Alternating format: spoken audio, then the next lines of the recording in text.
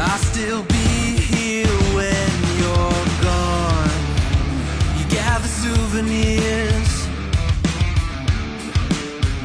but I will never be your pawn, your pawn, your pawn. My love wasn't ever again.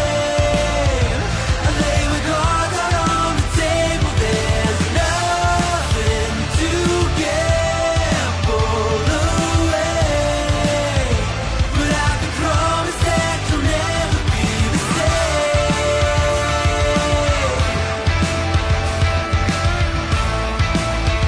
But I can promise that you'll never be the same.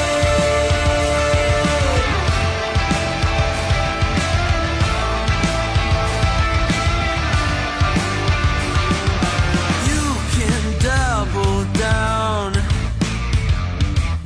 I'll still be a proud haven for your love is never love. A river through your bluff, I will be enough, enough, enough. My love wasn't ever again. I lay with cards out on the table. There's nothing to gamble away, but I can promise that you'll never be the same. Something you can never take, but it's not uncommon to forsake. Got a chronic urge to complicate. Think of love like a friend, not an enemy. Feeling I have nothing left to hide. I'd say, but you know it when it's right. Keep it simple now, living it before I die. Think of love like a friend, not an enemy.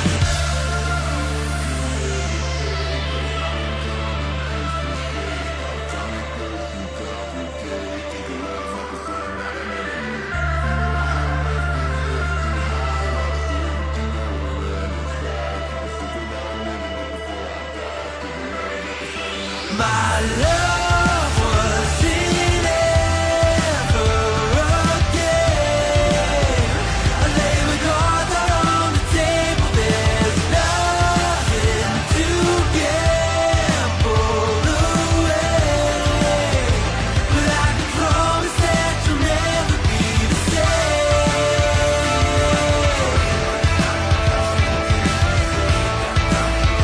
But I can promise that you'll never be the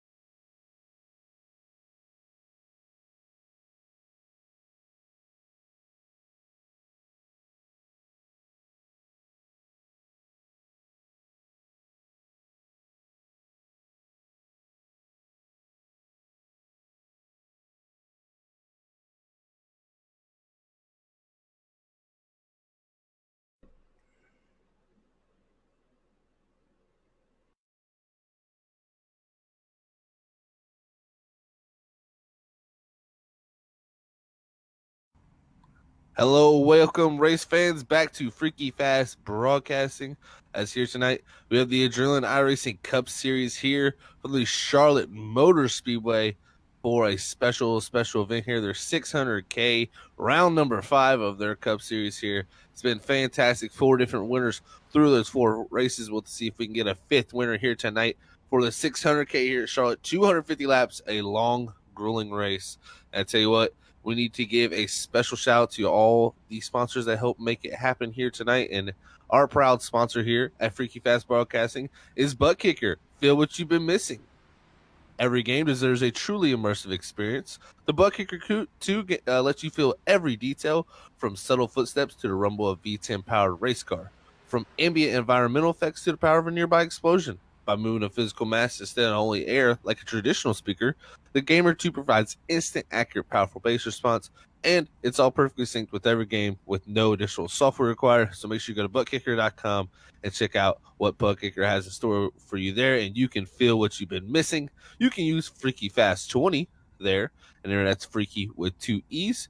To get 20% off there at ButtKicker.com of any purchase you desire. So make sure to go check out their website and tell them that Freaky Fast sent you there by using our 20% off promo code. But I tell you what, we got a special night here tonight. I'm Zach Hall up in the booth. We got Lee Tidwell out here ready to call the action up here live and bring the energy. And we got Robert Moyer Jr. running the cameras in the background. But Lee, it's special here tonight for the 600K at Charlotte. But we've got these drivers already gridding up as qualifying has came to an end. So I'm excited for two different reasons. Number one, this is the longest race I've ever called for Freaky Fast or in general. Never called a 250 lap race, so this ought to be interesting. Number two, I'm excited about tonight because someone's going to want to make sure this broadcast is archived because there's no telling what's going to be said here tonight. And I do want to be able to look back on this in 15 years, 20 years, and show my grandchildren and be like, this is the night that I was highly caffeinated, lack of sleep, and had to call a 250 lap race at Charlotte because Robert Moyer asked nicely.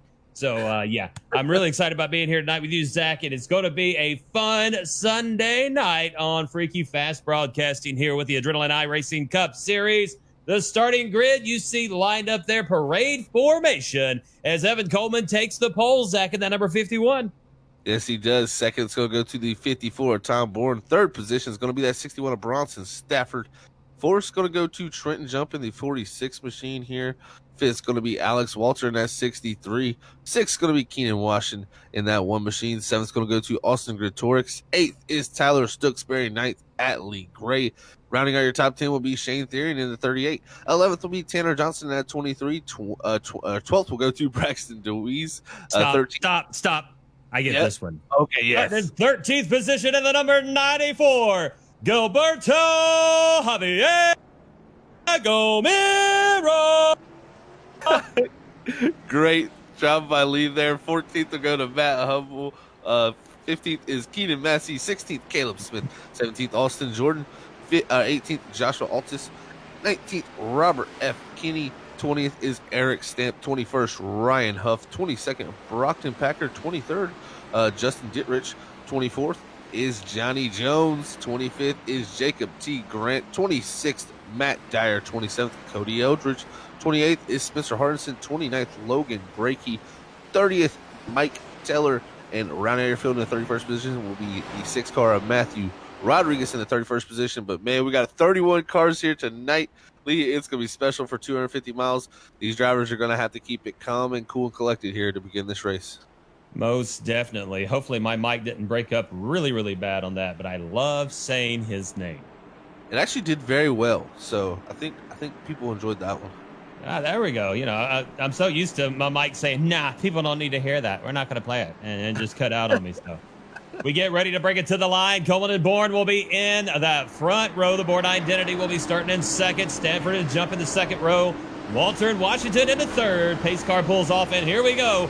250 laps from Charlotte Motor Speedway with the Adrenaline iRacing Cup Series here on Freaky Fast Broadcasting. Coleman brings them to the line, and we get started. Zach heading through the triangle down into one. We're going to stay double file all the way through. And these guys, it's a very, very long race, and you can see how they are playing it very patient. Not a lot of jockeying for position. Coleman getting a nice run here off of turn 2. Bourne will be in second. Then you got Jump and Stafford third and fourth racing. And then now look at Stooksbury up on the high side starting to work that top line. Yeah, we're going to see if that top line can do anything early in this race as this starts off with the track very clean right now on that top groove. He's going to have to be able to work that and put some rubber down. We can see that line become better and better as the night goes on, but great battling going on here for that position from the top 5 on back. Yeah, then it looks like it's going to be Therian and Walter, I believe, who are racing right behind the 61 of Stafford. And they are side by side. Breaking it through turn number 4. We're going to be completing lap number 2 this time around. Coleman, Bourne, Jump, Stooksbury, Stafford will be your top 5 And then we've got it racing back behind him, Therian and Walter for that 6th position, side by side going into what? Side by side for this battle. It's been fantastic so far. And we heard tonight coming in here, the 38 Shane Therian, the favorite coming in here, and he was the winner of last week. We'll see if he can go back to back here in the 600K here at Charlotte. We brace it out of 4. Coleman continues with the lead. Tom Bourne with the fastest lap of the race so far, but we're only 4 laps across the line. Coleman will remain in the lead, and we put it single file all the way back till about, goodness, where is that bunch coming from? It's around the 12. Looks like Caleb that, Smith, yeah. So, what, 13th on back? Yeah, it looks like Tanner Johnson there in the 12 lead, or in the 23 there, leading that pack ahead of Matt Hummel, Caleb Smith, Gilberto there, Joshua, multiple drivers right here battling from, like you said, 12th on back. Yep, and we'd like to say hello to everyone out there in Facebook and YouTube land. If I'd like to apologize if you can hear me on YouTube. Having some YouTube issues, and they've been having issues on that platform for a while. So if you're having some issues watching us there on YouTube, jump on over to Facebook, search for Freaky Fast Broadcasting. You can catch all the action right there. On lap number 5, Bourne will continue to lead, but Trenton jumped. Wait, wait a minute. When did Bourne take the lead? He got by Coleman there, and he was able to jump out front here in this 54, but looks like, oh, wow, Trenton jumped there trying to get to the inside of that 46, but could not get it done. He's going to slide back there. Evan Coleman now looking to his inside. Yeah, Coleman dumps down to the inside, going to try to chase Bourne back down just to the inside of jump and racing it out of 4. Your leader, the Bourne identity, Mr. Tom Bourne, number 54. Be racing it across the line there. Second place will be Coleman, then Jump will slide into 3rd. Stooksbury and Stafford round out your top 5.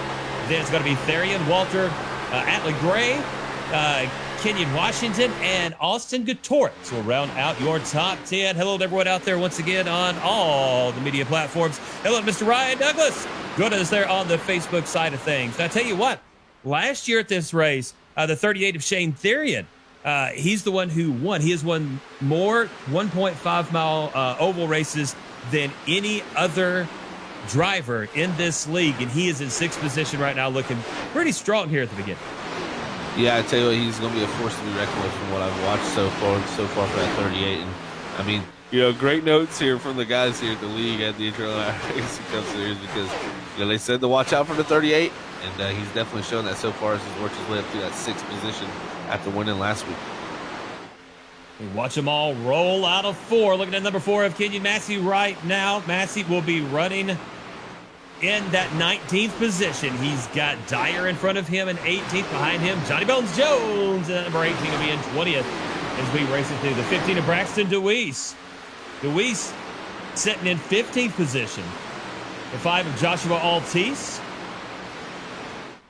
up into 14th position. Altice has had some pretty good showings. It looks strong the majority of the races that we've been calling.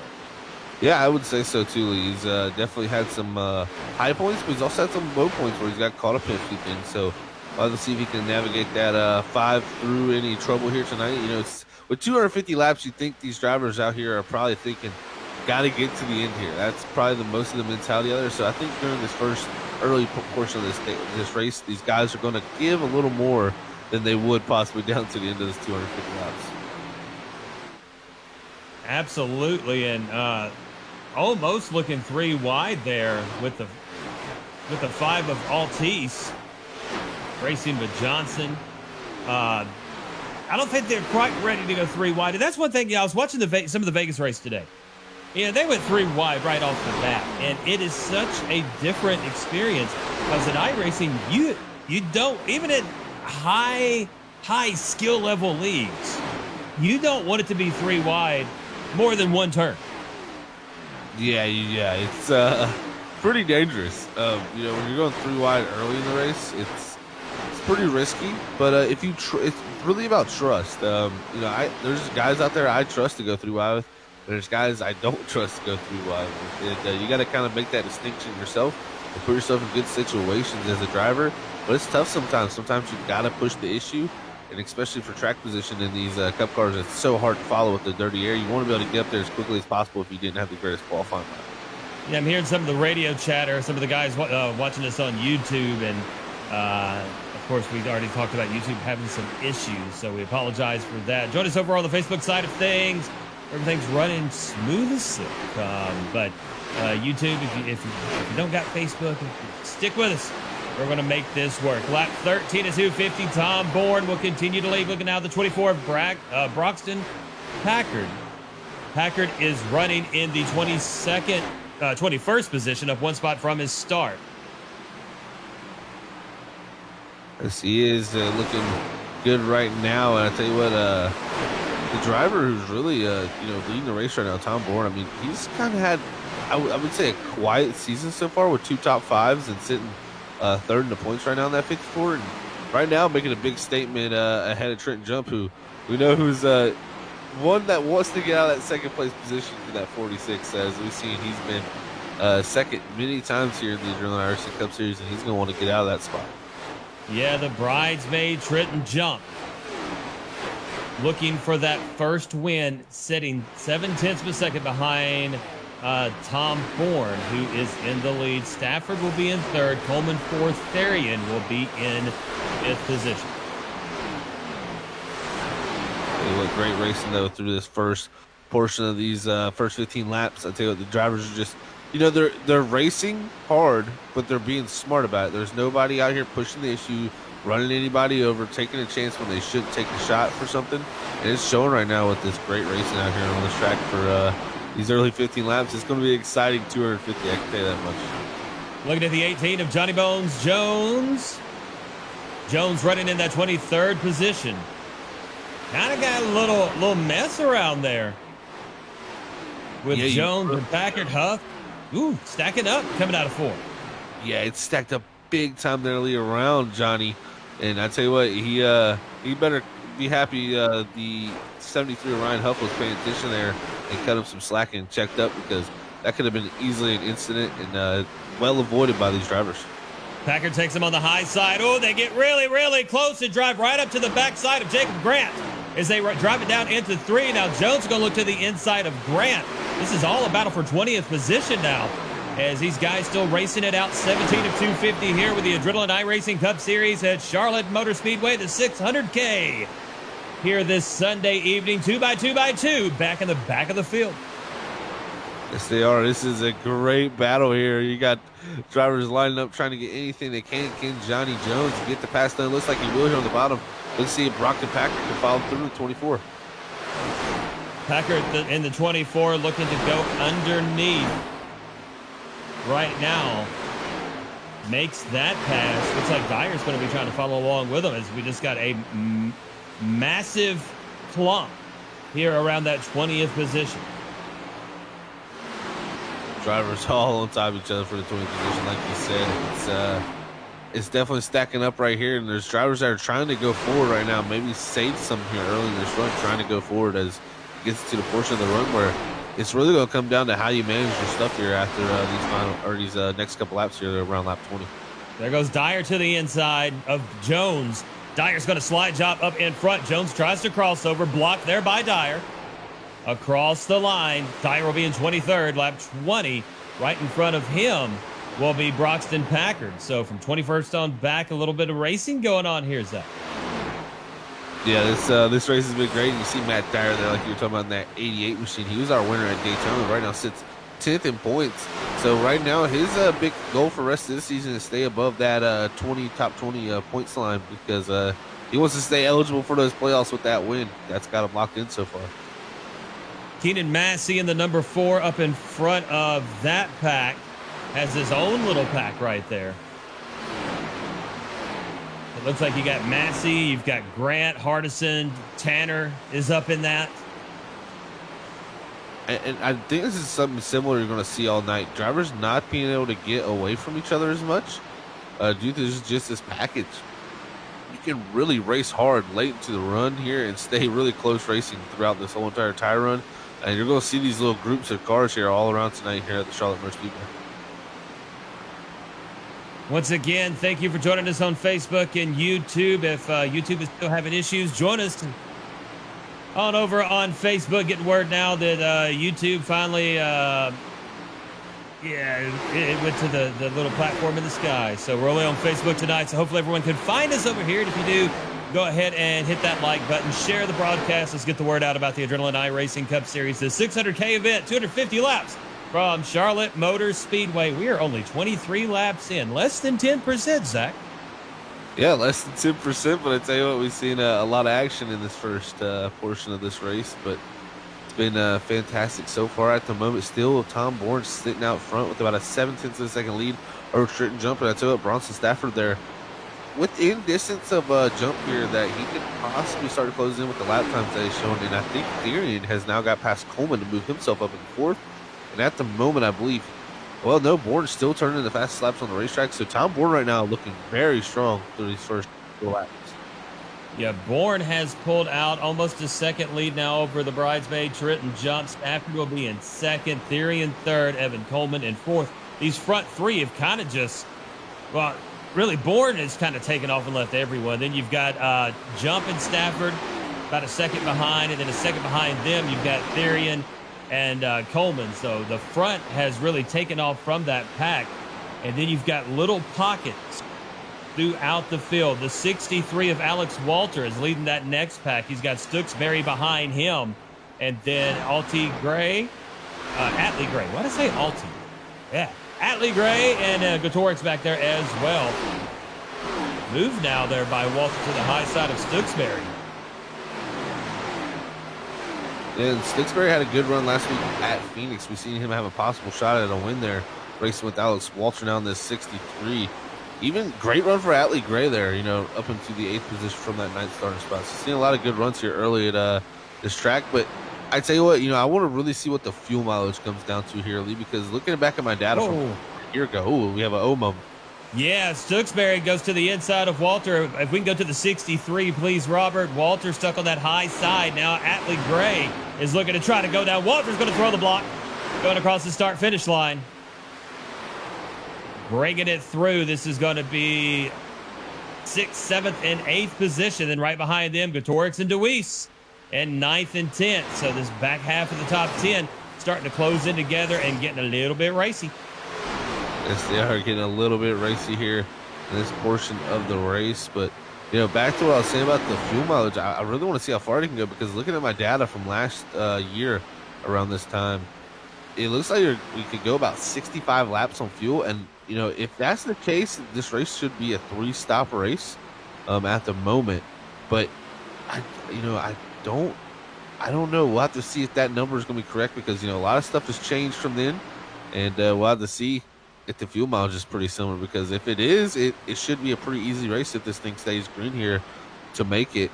But if anything, if they pit a little bit earlier, it could definitely be interesting to maybe be a 4-stop and see if someone can stretch it. Atlee Gray looking for a way around Alex Walter. That's the 96 to 63. Racing for 7th position. Stooksbury has pulled out a half a second on Alex Walter now as we race it out of 2 down the backstretch. Bourne jumps Stafford, Therian, Coleman. Your top 5, Stooksbury, Walter, Gray, Deweese, and Gotorix will round out your top 10 here. Lap 29 of 250, make it lap 30 of 250. I'm going to enjoy saying 250 a lot tonight. 250. How much is that cheeseburger at 250? 250. Looks like right on board here, Ryan Huff now in the 73 at the moment. He's back here in this 24th position right now, directly behind Logan Brakey, who, 29th to 23rd. Logan's starting to go forward. I tell you, driver who's kind of dropping back is Tanner Johnson. Started 11th. He's back to that 22nd position. So right here in the longer portion of this run, it seems like that 23 is starting to struggle a little bit. The 23 starting to struggle indeed. That is going to be Tanner Johnson. Johnson has slid back, as you said, to 23rd position. Down 12 spots. And that's unfortunate, but with the race as long as it is tonight, he might be conserving tires. He might take a little while and then bring it on at the end. So it's interesting to watch. Brakey looking to make a move on Dyer up in front of them. Ryan Huff looking to go to the inside of Johnson. And Ryan Huff trying to do his best to get positions here. Right on board, though, Braxton Louise at 15. He's able to make a few spots up here to the 9th spot from that 12th starting position. But now he's going to look to get to the outside of Alex Walter as Atlee Gray just went by Alex Walter there. And it looks like Braxton Louise going to do the same here off of 4. Coming out of 4, going to drive it across the start-finish line, and the 15 of Deweese will take him on the inside, and then Gutoric's looking to the inside of Deweese, it's Alex Walter as well, and they're going to race it coming out of 2 door to door. Gutoric's, he went full send on that. He really did, and I mean, we see him. He's a road course racer, man, and what you got to do to be there is good is really full send and be able to trust your stuff. And he's doing it right now, though. Great racing. So we got people matriculating on over to the Facebook side of things. Thank you so much for joining us. Share this broadcast if you don't mind. Let's let everybody know that we've got the Adrenaline iRacing Cup Series 600K, 250 laps here from Charlotte. And it is not disappointed as of yet. Gutoric's in that number 13. He is in 9th position. Right behind him is Alex Walter, who slid all the way back to 10th. Now Robert Kinney is going to try to make a run to see if he can catch up with him. In front of them is going to be Atlee, dadgummit, and Deweese.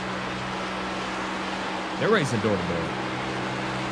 Yeah, right now trying to find really our biggest mover. I tell you what, it's really that number 9 is Spencer Hardison, and the 52 is Jacob Grant, both 25th for Jacob Grant to 14th. Spencer Hardison 28th to 15th, and I know Hardison even got an EOL for a penalty last week, so he had to start near the rear of this field, and he just drove himself up in that 9 machine all the way to that 15th spot. So he's going to hope for definitely some type of caution, I think, at some point, because he's about 11.8 seconds back in the lead, but definitely showing good pace so far for that number 9.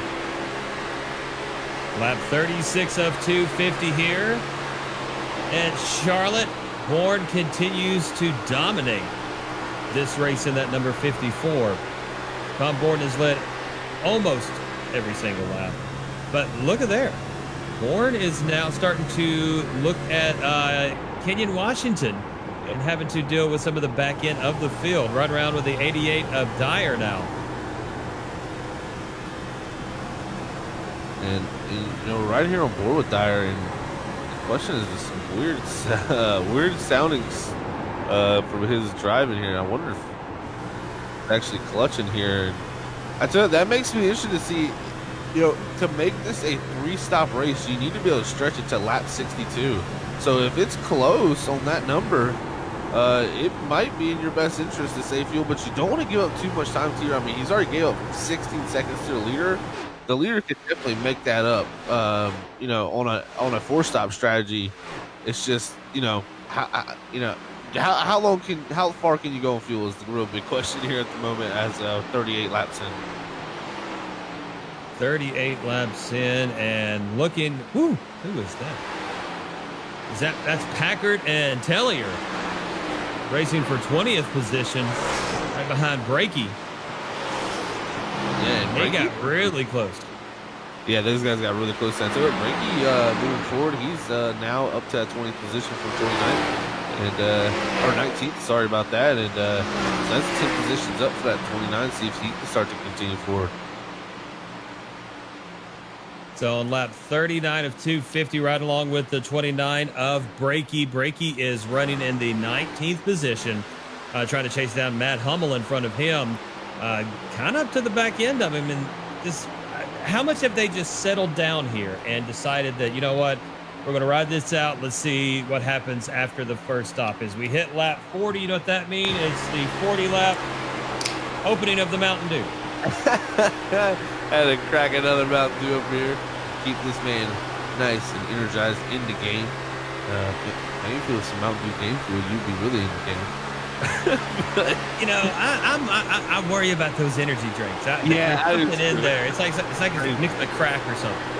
Yeah, like that is that right there is definitely something that I would like to know the contents in the can, because it definitely affects you in a very interesting way. But I tell you what, Tom Bourne, an interesting way with this 54, man. He has been lights out so far, watching lap times wise. Oh, we got a. What is this? Oh, Shane Therian actually, guys, in the 38. He was What running. happened? Yeah, it looks. Oh man, I personally don't know. I think he's having some type of issue here with connection because it looks like come back here on the Freaky Fast broadcast replay. It's, see here, so he'll pull it on the back straightaway here, and he comes to a stop because I think he is blinked out to everybody. He did, because I'm trying to watch it on mine. He blinks out through 1 and 2 and then blinks back in, exiting 2 onto the apron and comes to the stop. So that will bring out the first caution of the evening. We're going to call it a competition caution here on lap 40. What lap are we on? We're professionals, dadgummit. 42. The meaning of life, the universe, and everything. Exactly. I knew you were going to say that. As these drivers will now hit pit road, here you see in that G Fuel number 54 Tom Ward. So while I was talking about Gameful, he's got G Fuel out there, so he's really in the game. Big shout out to my cohort on Saturday night, Sam Dyer, who is in the Facebook chat, saying that Matt Dyer is actually dealing with front end damage. That's why he isn't making that charge to the lead right now. So some bumping and grinding that we didn't get to see could have happened through that long 41 lap green flag run here from Charlotte. I tell you what, that was. Wait. Sorry. Pit party. Okay. Yeah, you forgot, Lee. What? I did. I missed it. And that was a delayed pit party. They were coming off pit road before I realized it. Well, you got it in there still. That's all that matters.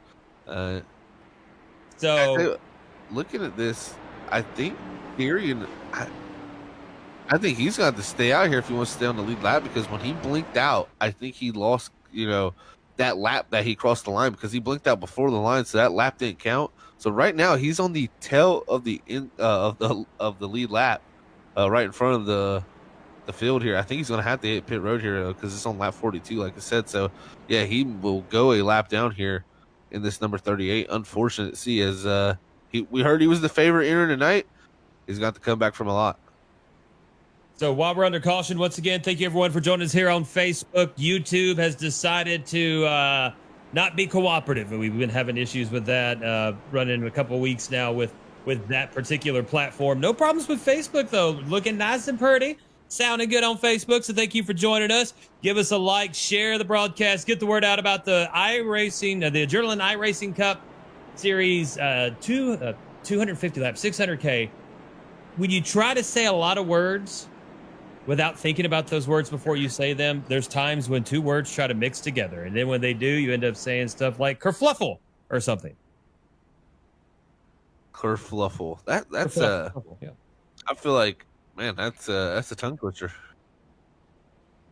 I can't say. I have a tough time with words anyways, as you can tell. So when you bring words up like that, it's just too much, Lee. As we are under caution, first caution of the evening, 207 laps to go. Lap 44 of 250 here at Charlotte Motor Speedway with the Adrenaline iRacing Cup Series. Like to thank ButtKicker of the Gamer 2. Every game deserves a truly immersive experience, Zach. And who can bring it to you? Oh, that is ButtKicker.com, Lee. And remember, you can use FreakyFast20 there to get 20% off at any purchase at ButtKicker.com to get their ButtKicker Gamer 2 possibly, as we know that thing definitely brings a lot of immersion and a lot of feel to these race cars. And it's been cool to work with ButtKicker. We got to do a giveaway with them, so make sure you go check them out, everybody. They've been a great sponsor here at Freaky Fast Broadcasting. Like I said, use FreakyFast20. Remember, that's Freaky with 2 E's, and you can get 20% off at any purchase there at ButtKicker.com. Trenton Jump will win the race off of pit road and be in the lead. Tom Bourne in second, then Stafford, Coleman, and Stooksbury, your top five. DeWeese, your Torrance up to seventh. Robert Kinney up to eighth position. Atlee Gray into ninth, and Caleb Smith finds his way into 10. So that is your top 10 as we are one to go till green. It'll be lap 46 when we cross the line. and the sun is starting to set in Charlotte, which means the temperatures are going to drop. Right now, 82 on the track. Zach, how much can these temperatures fluctuate from beginning to end of race, especially one that's 250 laps? Yeah, I would not be surprised to see these temps go down another 10 to 15 degrees possibly as the night swings into full effect here. We'll have to watch that. That'll be a big effect to the speed and the just the overall grip of this racetrack, because this track right here changes a lot at Charlotte Motor Speedway, so we'll have to monitor that. Yeah, it is 8:14 in game time. So here we go as the pace car comes off. We will bring it to the line with Trenton Jump in the lead. Tom Bourne in second. What a jump by Trenton Jump as he will cross the start-finish line heading down into one. Bourne and Stafford's going to race door-to-door into one. That'll be for second position with Coleman right behind them. Then DeWeese. A little bit of an advantage for the 61 of Stafford. He's got the low line. Bourne with the high side. Bringing it into three. And Zach now, it looked like Coleman tried to go down to the inside. Excuse me, that was DeWeese looking to the inside of Coleman. They're going to be door-to-door. Big move. Tell you what, that was a great move from him. But I tell you what, let's see if Trenton Jump can hold this 54 off. We've seen Tom Bourne be the dominant car so far. But I tell you what, on the long runs, it was pretty dead even between our top three drivers at Trenton Jump, Tom Bourne, and Bronson Stafford. So let's see what they can do here early in the run and see if they can keep this 54 in tow. Bourne pulls up to the door of Trenton Jump down the backstretch, and now as we exit four, Bourne has that high line working and will cross the line by a half a car length to retake the lead from Trenton Jump, taking it down into one now. Jump will continue to hug that bottom line. They will still be door-to-door going through one and exiting two. Trenton Jump and Tom Bourne will come out through the backstretch. Nose lead by Tom Bourne going into three. Jump now will dive it hard down into the inside and hug that bottom line. Try to side draft is Bourne. We're going to come out of four.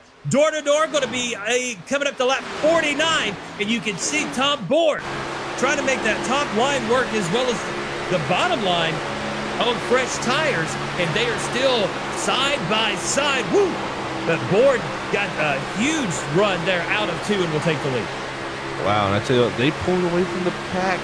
We were watching this back. Those two were driving off into the sunset side by side. So what did they use up tire-wise? We'll have to see if these drivers can make that up here in a little bit. But I tell you what, that was a heck of a battle here as it's raging on there for about the fifth position on back. It is. So you go on back to the 51 of Coleman. Stooksbury's back there. Caleb Smith. Oh, man, they're all over the place. Stooksbury got a little loose there, touched that apron. Right in front of Stooksbury will be Evan Coleman. Caleb Smith now going to have a nose on the outside of Stooksbury. Behind him will be Jacob T. Grant. We go into three. Stooksbury's going to lose another position. Woo! Right in front of Stooksbury was Smith. Smith had to check up on the high side, not to run to the back end of Evan Coleman. Going to race it across the start-finish line. Lap 51 of 250. Man, oh man, we're seeing a lot more aggression so far from what I've seen here after the first caution of the race. So a lot more aggression, a lot more pushing down the straightaways. James Smith there going for the pass now, and Evan Coleman to crack into that top five from that 16th position. For him, Jacob Grant behind there in the 8th position, 25th to 8th. So we're seeing guys that haven't had the shot yet. Wow, what a run. Yeah, Smith, a huge monster run there off the top side. Is going to pass DeWeese, and now looking to chase down Stafford. Let's see, he's going to keep that high line once again. Caleb Smith in the number 12 has had nothing but good fortune on this restart. Now got the nose to the outside between the wall and Coleman. Excuse me, the wall and Stafford, and going to power through that high side. Lost a little momentum there, and going to allow Stafford now to pull up in front of him and stop that momentum of Caleb Smith, but up to 4th position, up 12 spots from his start. I'll tell you what I'm enjoying is we're seeing a lot of multiple lines being used for passing, outside, inside, middle lane. It's kind of all over the place for speed right now. So these drivers are just using everything they got. But I tell you, single file for now. But that was pretty wild there for a moment. Board and Jump 2 seconds ahead of the rest of the field. We're looking out the 23 of Tanner Johnson. Johnson is going to be running in that 16th position. And everybody about single file on back through. Right behind Johnson. Man, look at Stamp. He's stamping that 53. He's licking the stamp right now into the corner. So That's Man, what he needs. He needs a picture of a painting of a tongue on the front end of his car. You know what's funny? He's got a Taco Bell car. I think last week he had a Baja Blast car, so he must be a big fan of Taco Bell. And I like Taco Bell, but they got to quit taking stuff off their menu. I know, I agree. I completely agree. So welcome everyone who's joining us on the only platform that matters tonight, Facebook, since YouTube decided to go out into left field. We're on lap 55 of 250 here with the Adrenaline iRacing Cup Series lead to well, Zach Hall and odds himself Robert A. Moyer Jr. Say what? Good, I had a producer yelling in my ear. I had no idea what he said. Yeah.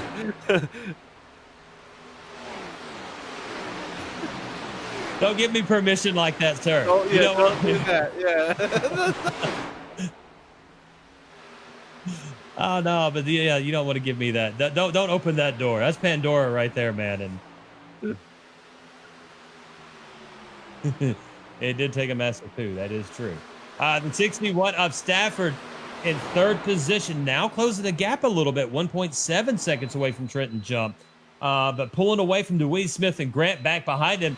Smith and Grant going to be now door to doors. Grant's looking to the inside. Yeah, and I tell you, I wonder if Smith, he charged up on the outside groove there, was just flying, but some little bit inside of me, I think he kind of was using every bit of tire he had there, because early in the run, you got so much grip here at the nighttime that you can really rip the outside and use the draft to your advantage up there, and drivers just get stuck on the bottom behind each other to go around them, but it does work that right front tire, and I tell you what, looks like he's starting to fade a little bit here as Grant trying to pass him, and you got Stooksbury next right behind him with the Torx not too far behind. Yeah, Stooksbury's been kind of biding his time watching what unfolds in front of him with those two cars to decide where he's going to go as Bourne will continue to lead this race. Stooksbury is riding in the 7th position. Jacob Grant in 5th. Caleb Smith in between those two. And I tell you what, Grant's done a fantastic job as we ride on board with here. Like I said, all night been alluded to 25th to 5th now. That's 20 spots for that number 52. And not mistaken, earlier in the season, I believe at Auto Club, he did somewhat similar to that of driving through the field here. So we'll have to see if Grant can continue the march forward. I tell you what, looking strong right now. Let's take a little quick sneaky peek back up front, because guess what? The bridesmaid is caught up with the bride. Trenton jumped right behind Tom Bourne going into one. I tell you what, we had 4 different winners through this season so far, Lee. These two drivers ain't won yet, so we could possibly be seeing our 5th here tonight, as they're looking very strong here in the first 60 laps. Yeah, and Stafford even closing the gap now, so I wonder if Bourne kind of blew his load early in this run. It's very possible. Stafford looks like he's actually running a good bit quicker here these last few laps by a couple hundredths every lap. To this time here, actually a little bit slower that time. So I'd say what, for how fast the 54 and the 46 took off side by side pulling away from the field, I did worry about them a little bit. But I'd tell you what, they're just really strong tonight, and I think that's shown. Yeah, Torx just came across the mic, said you were not clear, so they're still mixing it up back there. Caleb Smith, Stooksbury, Torx, you got Evan Coleman and Robert Kinney. That's 6th through 10th, and they are basically nose to tail driving it through. Stooksbury right to the back end. Smith now dives down to the inside into one. Stooksbury almost came up, had to check up, and then Coleman had to check up, goes to the high side. Now here comes the 51 of Coleman, the 13 of Torx had to check up. He's getting stuck behind Stooksbury on the high side now. And then you got Robert Kinney coming on the low side. So some shaking and grooving going on back here. Yeah, there really is. Stooksbury almost into the door of that 12 of Caleb Smith. And good job by him getting out of it, but it checked everything up, and now these drivers are definitely going to battle. And Evan Coleman, our pole setter, ran top 5 for most of that first run there. He's kind of stuck behind us now in the 51. We'll see if he can bounce back, or maybe as this racetrack changes, it's going to come to certain drivers. Yeah, and the sun continues to set. This is like an old Western where the white hat walks off into the sunset after defeating the black hat.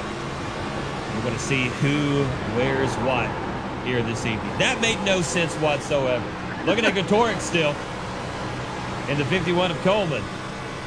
There's lots of movement in that area in front of Coleman.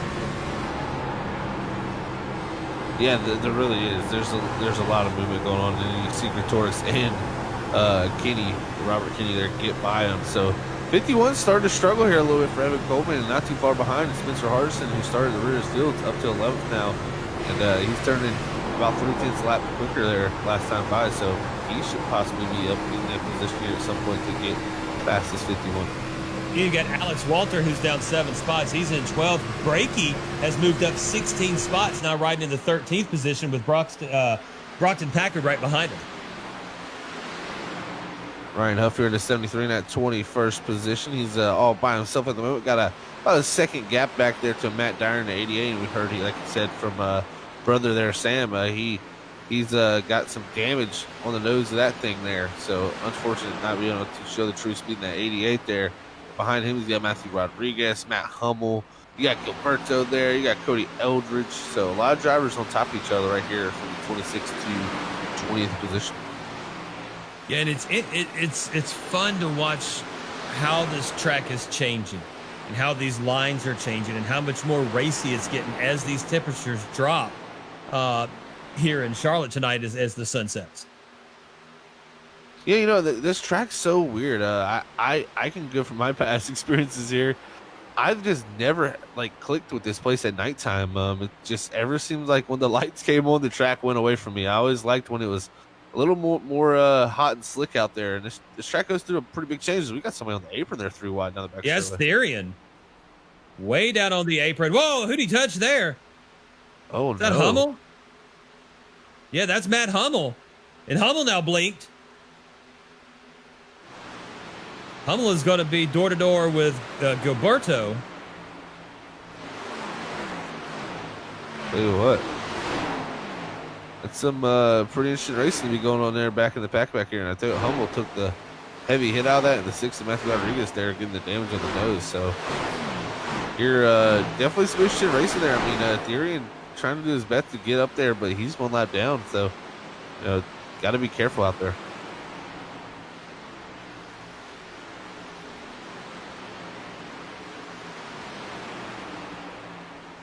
Well, ladies and gentlemen, thank you for joining us here on the Facebook side of things. As YouTube is being YouTube, it's not playing nice tonight. But thank you so much for joining us here on Freaky Fast Broadcasting and for the Adrenaline iRacing Cup Series. To help out the league, to help us out, hit that like button and go ahead and like the page as well. Follow Freaky Fast Broadcasting. We have broadcasting almost every night of the week. I was just in Kansas City. I was in Kansas City last night with the NAISCC Cup Series. Here tonight in Charlotte with the Adrenaline iRacing Cup Series. Zach, tomorrow night, you got a doubleheader going on. So just all kinds of stuff going on with Freaky Fast. Make sure you like and follow the page to keep up with everything that's going on, and also to keep up with the Adrenaline iRacing Cup Series.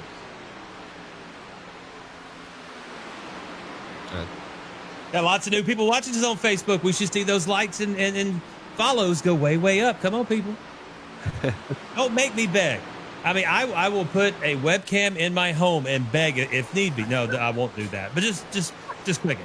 Back to the race. Bourne continues to lead with Trenton jumping 2nd. Stafford will be in 3rd. DeWeese 4th. Grant has moved up to 5th. And you got Caleb Smith, Tyler Stooksbury, Austin Gutorix, Robert Kinney, and Evan Coleman will round out your top 10.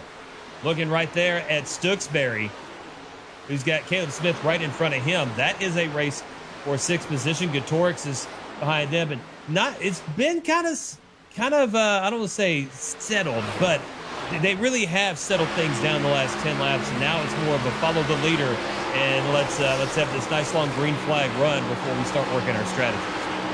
Yeah, this is a classic Charlotte race how it plays out right now. I've ran a lot of these races here at this racetrack, and with this package, you got wildness for that first 10 laps of just wide open action. Then once this racetrack starts to, tires start to wear, you got to get a little bit out of that throttle. Here you see the torch now battling Stooksbury. But once you start doing that, this racetrack becomes really similar to racing we've seen a few years ago, where it gets a little more spaced out. You got to kind of work your way up forward. And I tell you what, 30 air is not easy in these long green runs. So for Gretorix to be right here on the back bumper of Stooksbury, he's doing a great job. But yeah, great racing though overall, and kind of exactly how I thought it would all play out here. And I'm gonna have to do some math because it'd be interesting to see what the fuel looks like now with that caution play. So Dennis Puckett on Facebook, yes, I'm glad that you realize that unliking the page just to see me beg will not work because I'm not gonna beg. Number one, I don't have a webcam. Number two, I have a face made for radio. That's why I did it for 10 years. I don't appear on camera.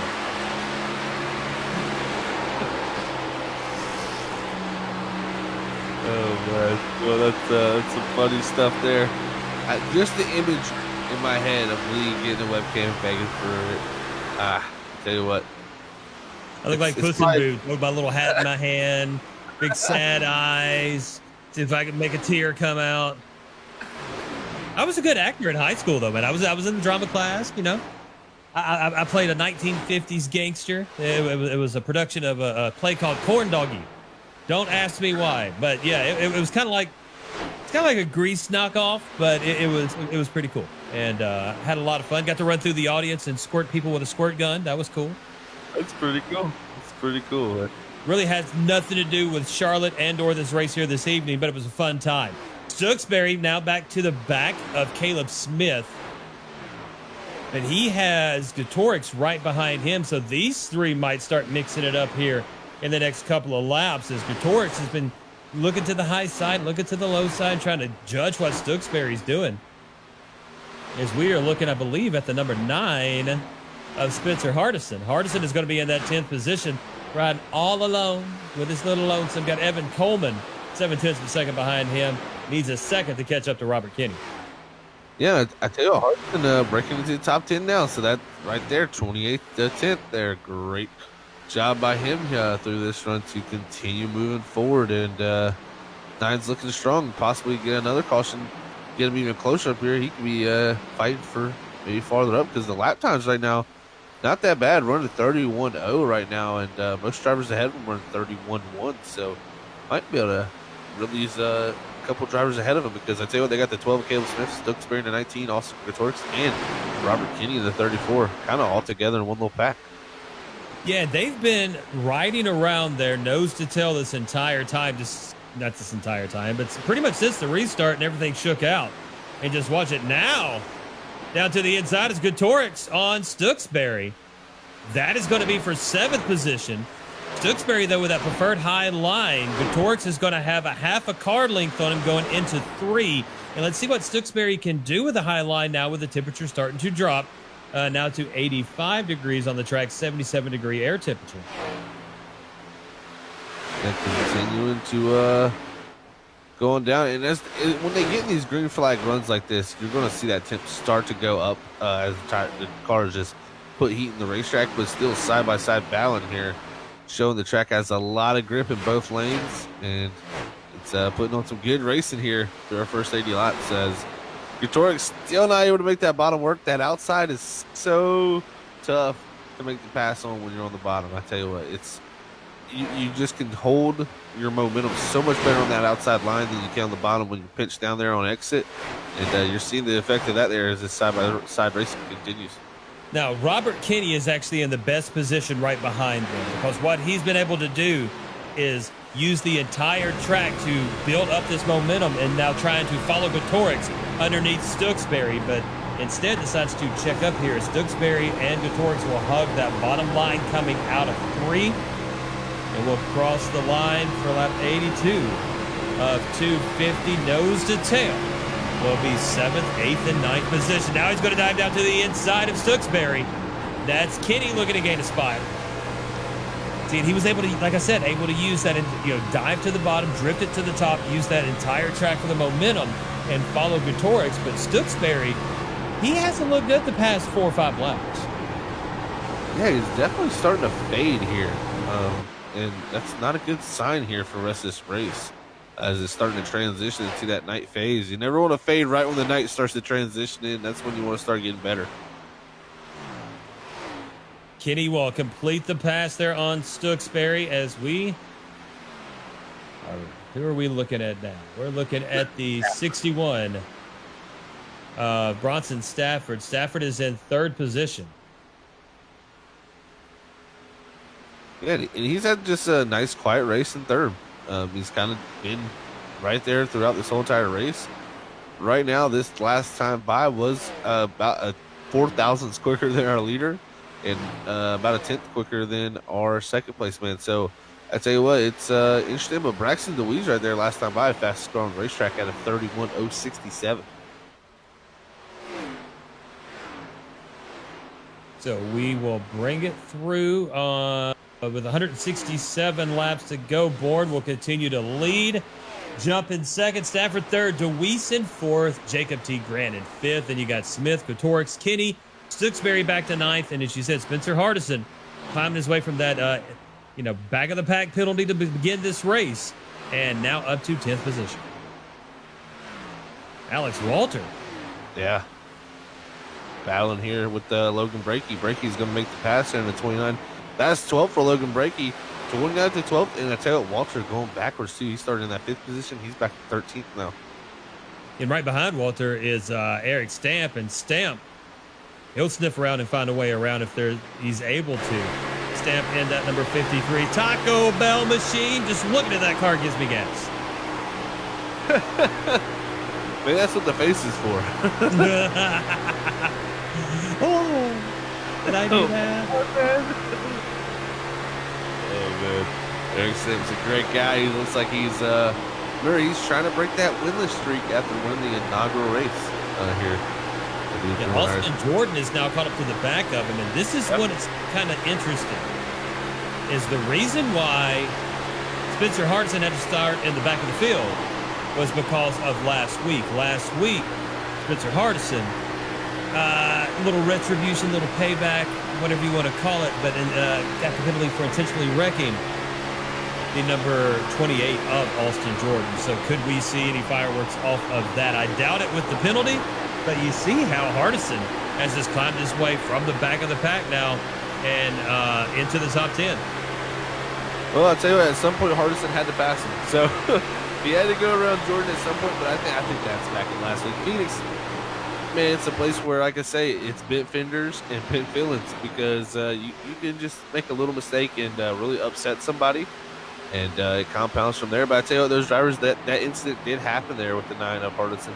But I tell you what, after the incident, the retribution, as you would call it, I guess, after he did that, he did not have any more contact, and those two kind of kept it civil after that. So, good to see out of them for that. Just an eye for an eye, I guess is what they could call it. But man, it's been a great race so far for Hardison as he continuing to go forward, as he's going to get past Stooksbury here as they're going side by side down the back straightaway. Yeah, Stooksbury on the high side. Hardison will be underneath. And Stooksbury, he's looking mighty tight at the moment. And that's what you're going to suffer from. The biggest thing is burning that right front tire off here. I don't think anybody's going to really suffer from a loose condition all night. But that right front tire, if you just overheat that thing a few times, it's going to be a long run, and you just can't turn, and you got to wait on the gas so long that all your momentum's gone. With this 550 horsepower package, if you got to lift for too long, you have no momentum, and it's so hard to build that speed back up. Yeah, absolutely. As we have 160 laps to go, getting close to that 100-lap mark. Lap 91, looking at Hardison now. Or still. And you see Ryan Huff there pass him. He's on new tires. Look at the difference. Yeah, that's what tripped me up, is because I looked up and I'm like, who just flew through there? So I'm trying to figure that part out. Man, yeah. Yeah, it looks like Huff hit pit road about 4 laps ago. So he elected to go ahead and hit pit road. I don't think you're going to see any of the other leaders possibly hit pit road till about lap 100. And then I'll probably see these guys get to some point here. And I think I just heard, when's the stage? We do not have stage racing here. Yeah, our producer, he's gotten so used to stage racing most of our other races I was doing, that he is, when's the stage, guys? So, well, no stage tonight. It's 250 laps here. Amano, green flag racing all the way down to the very end here for the Adrenaline iRacing Cup Series. Kenyon Washington is lap traffic staying to the inside there is Kenny and Gatorix Huff behind him. Oh, Washington contact. comes up, taps Kenny. Oh, no. Little door tap. Now Gatorix on the high side. Back behind them will be Hardison and Huff. I mean, excuse me. Yeah. It's Hardison and Huff. He slid up again. Yeah, he's got the pit road here, I think. And that number one, definitely not the night he's wanting to have there. Is 3 laps down, 27th position. That's starting 6th, too, I must point out. So he has just had a tough night in that one machine. Justin Dietrich on pit road here in the 21. So pit stuff's starting to happen around here at lap 90. But like I said, I don't think any of the, well, I say that Tom Board's hitting pit road and Trenton jump. So these drivers are not doing what I was expecting. No, the leaders are starting to come down now. As we've got Bourne, as you said, on pit road, Jordan, jump. So many of them. Stafford will stay out and inherit the lead. Kenny into second. Gatorix, Hardison, and Brakey will be your top 5. Stamp still out there. Walter, Packard, Massey, and Eldred. Everyone else coming in. It's a green flag pit party right now. Yeah, it's one of those scary ones where you really do worry about speeding because you're trying to get to your box as quickly as possible. Try not to spin the tires coming out of your box. Try to exit pits as quickly as possible. All at the same time, not getting hit by one of them little sensors that says, oh, you were going 1/10 of a mile an hour faster than you should have. I think it's one of the most underrated talents some drivers have. Some drivers can get on pit road, get in their box, and get out of their box and back onto the track faster than just anybody. And it's a crucial point where you can make up time. You see Logan Brakey hit pit road. You see those drivers just flying into pit road there. And I tell you what, you can make up considerable amounts of time and even race winning time here on pit road. But I tell you what you can also do. You can lose race winning time here on pit road also. So it's kind of one of those things. It's a risk reward type of deal here on pit road. The driver that risks the most and gets the most reward usually comes out pretty good. So here comes Robert Kenny. Gatorix is going to come in as well. Gatorix got a little sideways there, trying to Dukes a hazard that bad boy into pit road.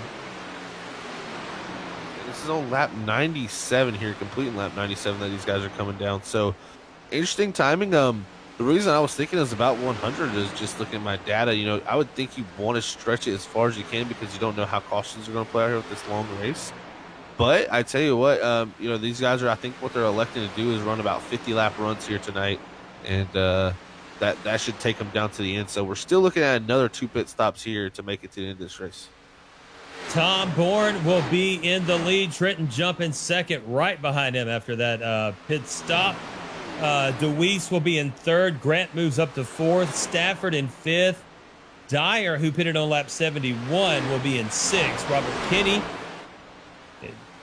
just fell to 10th. I don't know what is going on with the 34th Robert Kenny. He's just exiting pit road. So okay. Tripped me out for a moment. Hardison will be in 7th. Altice in 8th. Stooksbury 9th. And Robert Kenny will be in 10th position. Brakey on the outside looking in 11th. And it looks like it's pretty much cycled through. Got a few drivers still waiting to cycle through. But back to Tom Bourne now leading and about a half a tenth of a lead over Trenton Jump. So Jump did good there through that cycle right there to gain a little bit of time. That's 46. And I tell you who else did great. Braxton DeWeese and Jacob Grant. Both those drivers now within a second of the leader. And Branson Stafford there, 1.2 back. So top 5 all within 1.2 seconds right now. Yeah. And I believe Stafford hit pit road later than these drivers too. So if I'm gonna look at this correctly, he did. So that is a big win for Stafford, in my opinion. Yeah, coming out in 5th. Excellent stop by him. Oh no, and he's sideways wrecking. He saves it though. What a save from the 61 of Bronson Stafford, guys. Man, just a little contact between him and Jacob Grant in the 52, and I'm telling you, he was 90 degrees sideways in the corner. Able to save it and put it back on the track, back in 5th position. And Zach, I tell you what, man, we're going to bring Robert up to the booth. You two haven't got to call a Sunday race for very long together. I'm going to run to the concession stand, and then when I get back, I'll let you go get something. That sounds fantastic, brother. All right, Robert. All right, I am here live. All right, well, Lee goes to the concession stand there. Zach, man, what a great race these guys have been putting on here. And like you said, going into the nighttime, man, the way these cars handle, you're going to have some drivers that are going to be able to take on this track, and some are going to be struggling by the end of tonight. Oh, definitely going to change a lot. We've already seen a good bit of change, I believe, here through these first few laps. And I tell you what, looking at your Stafford we've been looking at, I'm going to tell you what, he had one of the best saves I've seen. That was personally, I mean, I got to commend him because I ain't going to lie, a lot of people would have not saved that. They probably most likely would have tried to. What I would say, bring a caution out, just because you're already dead sideways, sliding the tires. He's 7 seconds back now. Kind of hurts him, sets him up really for a bad position for the rest of this run. But that's just a great competitor in him to try to always, keep saving it and not, affect the rest of what's going on here in the racing that we got going on right now with Trenton Jump, the 15 Braxton Louise, and Jacob Grant. So I got to commend Stafford on that, and he's our points leader. So great driver. Already got a win, lock himself in the points. But definitely could have let that car spin out, and he didn't. So I got to commend him on that, and he did one heck of a save. As these drivers up here battling their heart out right now for this second position. I tell you what, Tom Bourne likes that is he's trying to pull away. Yeah, Grant's looking very strong right now. And then we got Trenton Jump. Man, he's falling back a little bit here now. It looks like that car is starting to change on him, like you were just saying there, Zach.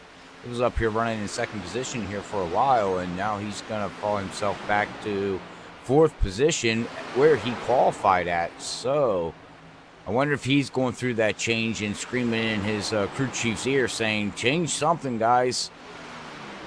Yeah, I tell you what, he's definitely not got a liking to it right now because he's got these two in front of him. That's definitely going to affect the arrow in front of him. Well, I got to commend the two in front of him, Braxton Louise and Jacob Grant. They both gained so much time under that pit stop. They all pitted at the same time, but their entry and exits were able to close in the gap. And now they are here within a shot to win this race and put themselves in some good positions. I also like this paint schemes out here. We got a lot of patriotic paint schemes out here because, the 600K here tonight is pretty much replicating, the Coke 600 as we see with NASCAR.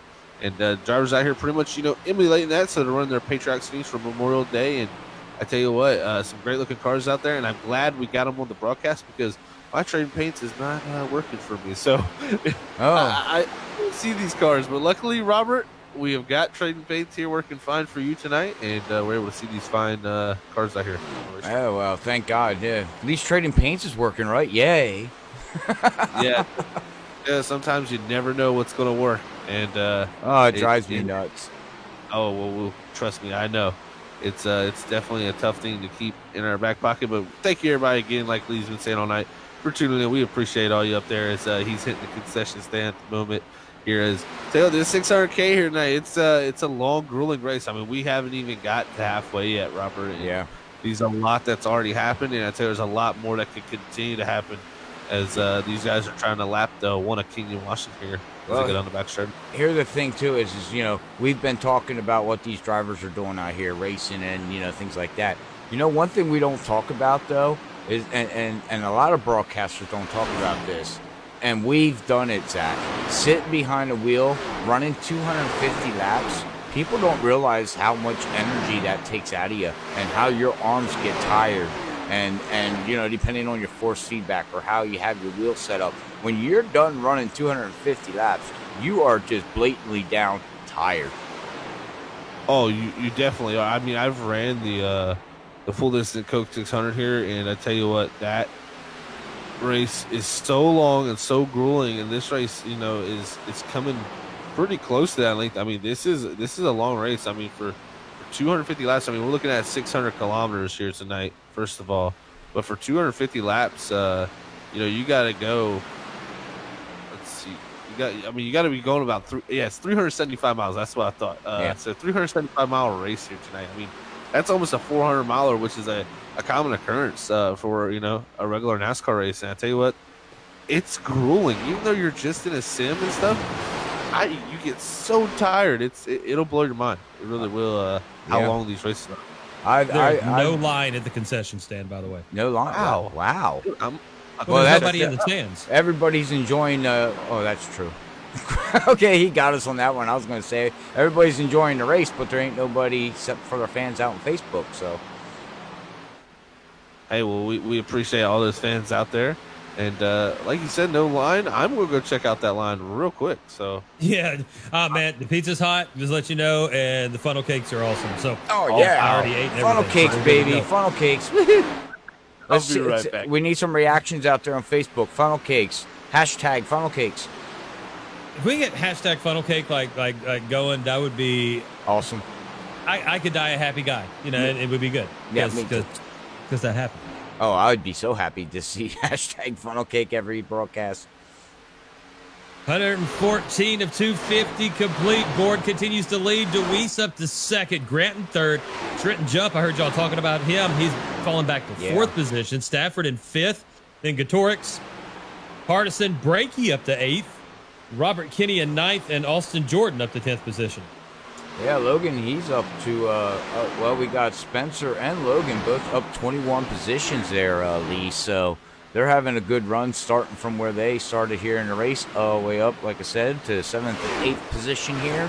So good run for them. And, man, like I was saying, this is long and grueling. Now, I don't know how much long race you have ever done, Lee. What was the longest race that you literally ever raced before?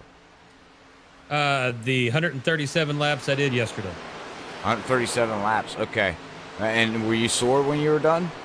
Oh, my shoulder hurt so bad. Yep. So bad. My left shoulder was aching. My calf was hurting. And, yeah, it was like literally driving that, 300 miles or whatever it is. Yeah, I've done the Coca-Cola 600 here in iRacing, and after I was done, I hurt for 2 days. So, again, we don't talk about it much, but, the fatigue of being behind this wheel of these guys could come into factor where you miss your mark, you miss your gas, you miss your braking point, and then entering pit and leaving pit road plays a big key in that. And so, we'll have to see how this all plays out, as right now they got 117 laps to 250 complete here with the Gentleman iRacing League. So, if anybody's out there on Facebook, if you're interested in a league, make sure you check these guys out on iRacing platform over on iRacing.com. Make sure you check them out on the league page and look up a Gentleman iRacing League, and I'm sure they would be more than welcome to welcome you into the league. Hey, when you really look at it, we're on lap 117, 118, so give or take, these guys have driven. Now, imagine yourself driving a car for 170 miles, but not just 170 miles like on the interstate, cruise control on. No, you're having to work your throttle. You've got the force of the wheel trying to go around these incredible baked turns, dig it into your muscles in your shoulders and muscles in your arms, in your chest, your legs from having to work that gas pedal. This is an endurance race. I mean, no, it's not 6 hours. It's not a 24-hour race. But when you 250 laps here at Charlotte at a mile and a half a pop, that's a lot of driving, and a lot of people don't do that in one setting. No, very true. The only people I can relate to is truck drivers. Mm-hmm. I mean, honestly, that's what we're talking about here. I mean, we've been live for an hour and 15 minutes now, so they've been at this for an hour and 15 minutes, and we're not even halfway yet. So this is going to be about a 2.5 hour race, maybe 3 hours, depending on, any yellows. Let's not, we do hashtag Zach Attack yellows with 15 to go, so we've got a while to go for that. So, oh, we do. Look at that. We got a hashtag funnel cake out there. All right, we started a David trend. Medina, old Funky Cole Medina himself. Funky Joining us Cole out there Medina. on Facebook. Thank you for joining us. Oh, that was great. Lap 120 of 250. Looking at the 53 of Eric Stamp at the moment. He is in 11th position. As we've got Tom Bourne, the leader, caught up with Dittrich, Gamera, and Eldred. So he is now working lap traffic. Which could be good for Braxton DeWeese there, too, in the 15, as he's trying to work this lap traffic. And you can see, look at this, 94 to 14. They're like, I don't want to go a lap down. And he's got to try to figure out how to get around these guys, Lee. And that's going to help Braxton as he is 1.44 seconds behind and actually closing the gap. And had to lift there. And now going to give him the bottom. Here comes Bourne out of 4. DeWeese able to shrink that lead to 1.3 seconds, but now how does he navigate around? That's, yeah. Now I have to see if these guys, as they get single file there, are they going to just move up and let Braxton DeWeese go by as he picked up a 10th there as Bourne was fighting lap traffic. So we'll have to see how this all plays out. And I'm back, guys. The line's great. Line's great. How's the pizza? Pizza's good. Funnel cake? Oh, my gosh. The pizza, they did a fantastic job tonight, didn't they, Lee? They actually did. I had pepperoni myself. Yep, same. Can't go wrong with pepperoni. I just need to know how the restroom line is. Right now, so you might want to hit it. Oh, I might want to hit it. All right. Well, we do got Zach. We do got hashtag funnel cake starting out there. So Lee started a trend on Facebook. We love funnel cakes up here, Freaky Fast. Oh my God, yeah. Dude, funnel cakes are so good. It's the universal snack. Man. Especially like fair or like something, if you're at an event. Yeah, it's literally perfect. Carnivals too. Very good point there, Robert. Very good point. I tell you what, Tom Bourne is he's having a funnel cake of a night. Very twisted, but very good. That's that G Fuel in it. That's true. He's stayed on top of the game here all night long at the moment. And I tell you who I got to really commend too as I come back into the booth up here, seeing that Bronson Stafford closed in about 2.5 seconds to the lead. That's super impressive because he was literally drifting through turn 1 not too long ago. How's his tires after drifting like that, Zach? I'm sure it hurt it. I think they're pretty bad. I mean, look at the lap times now. That last time I was a lot slower than our leader, but maybe that was just a bad lap. Right. All right. Well, I'm going to hand it back over to Lee Tidwell and Zach Hall. Thank you, everybody, for tuning in out there on Facebook. Hopefully you enjoy the rest of the show. I will be back as I run to the concession stand real quick.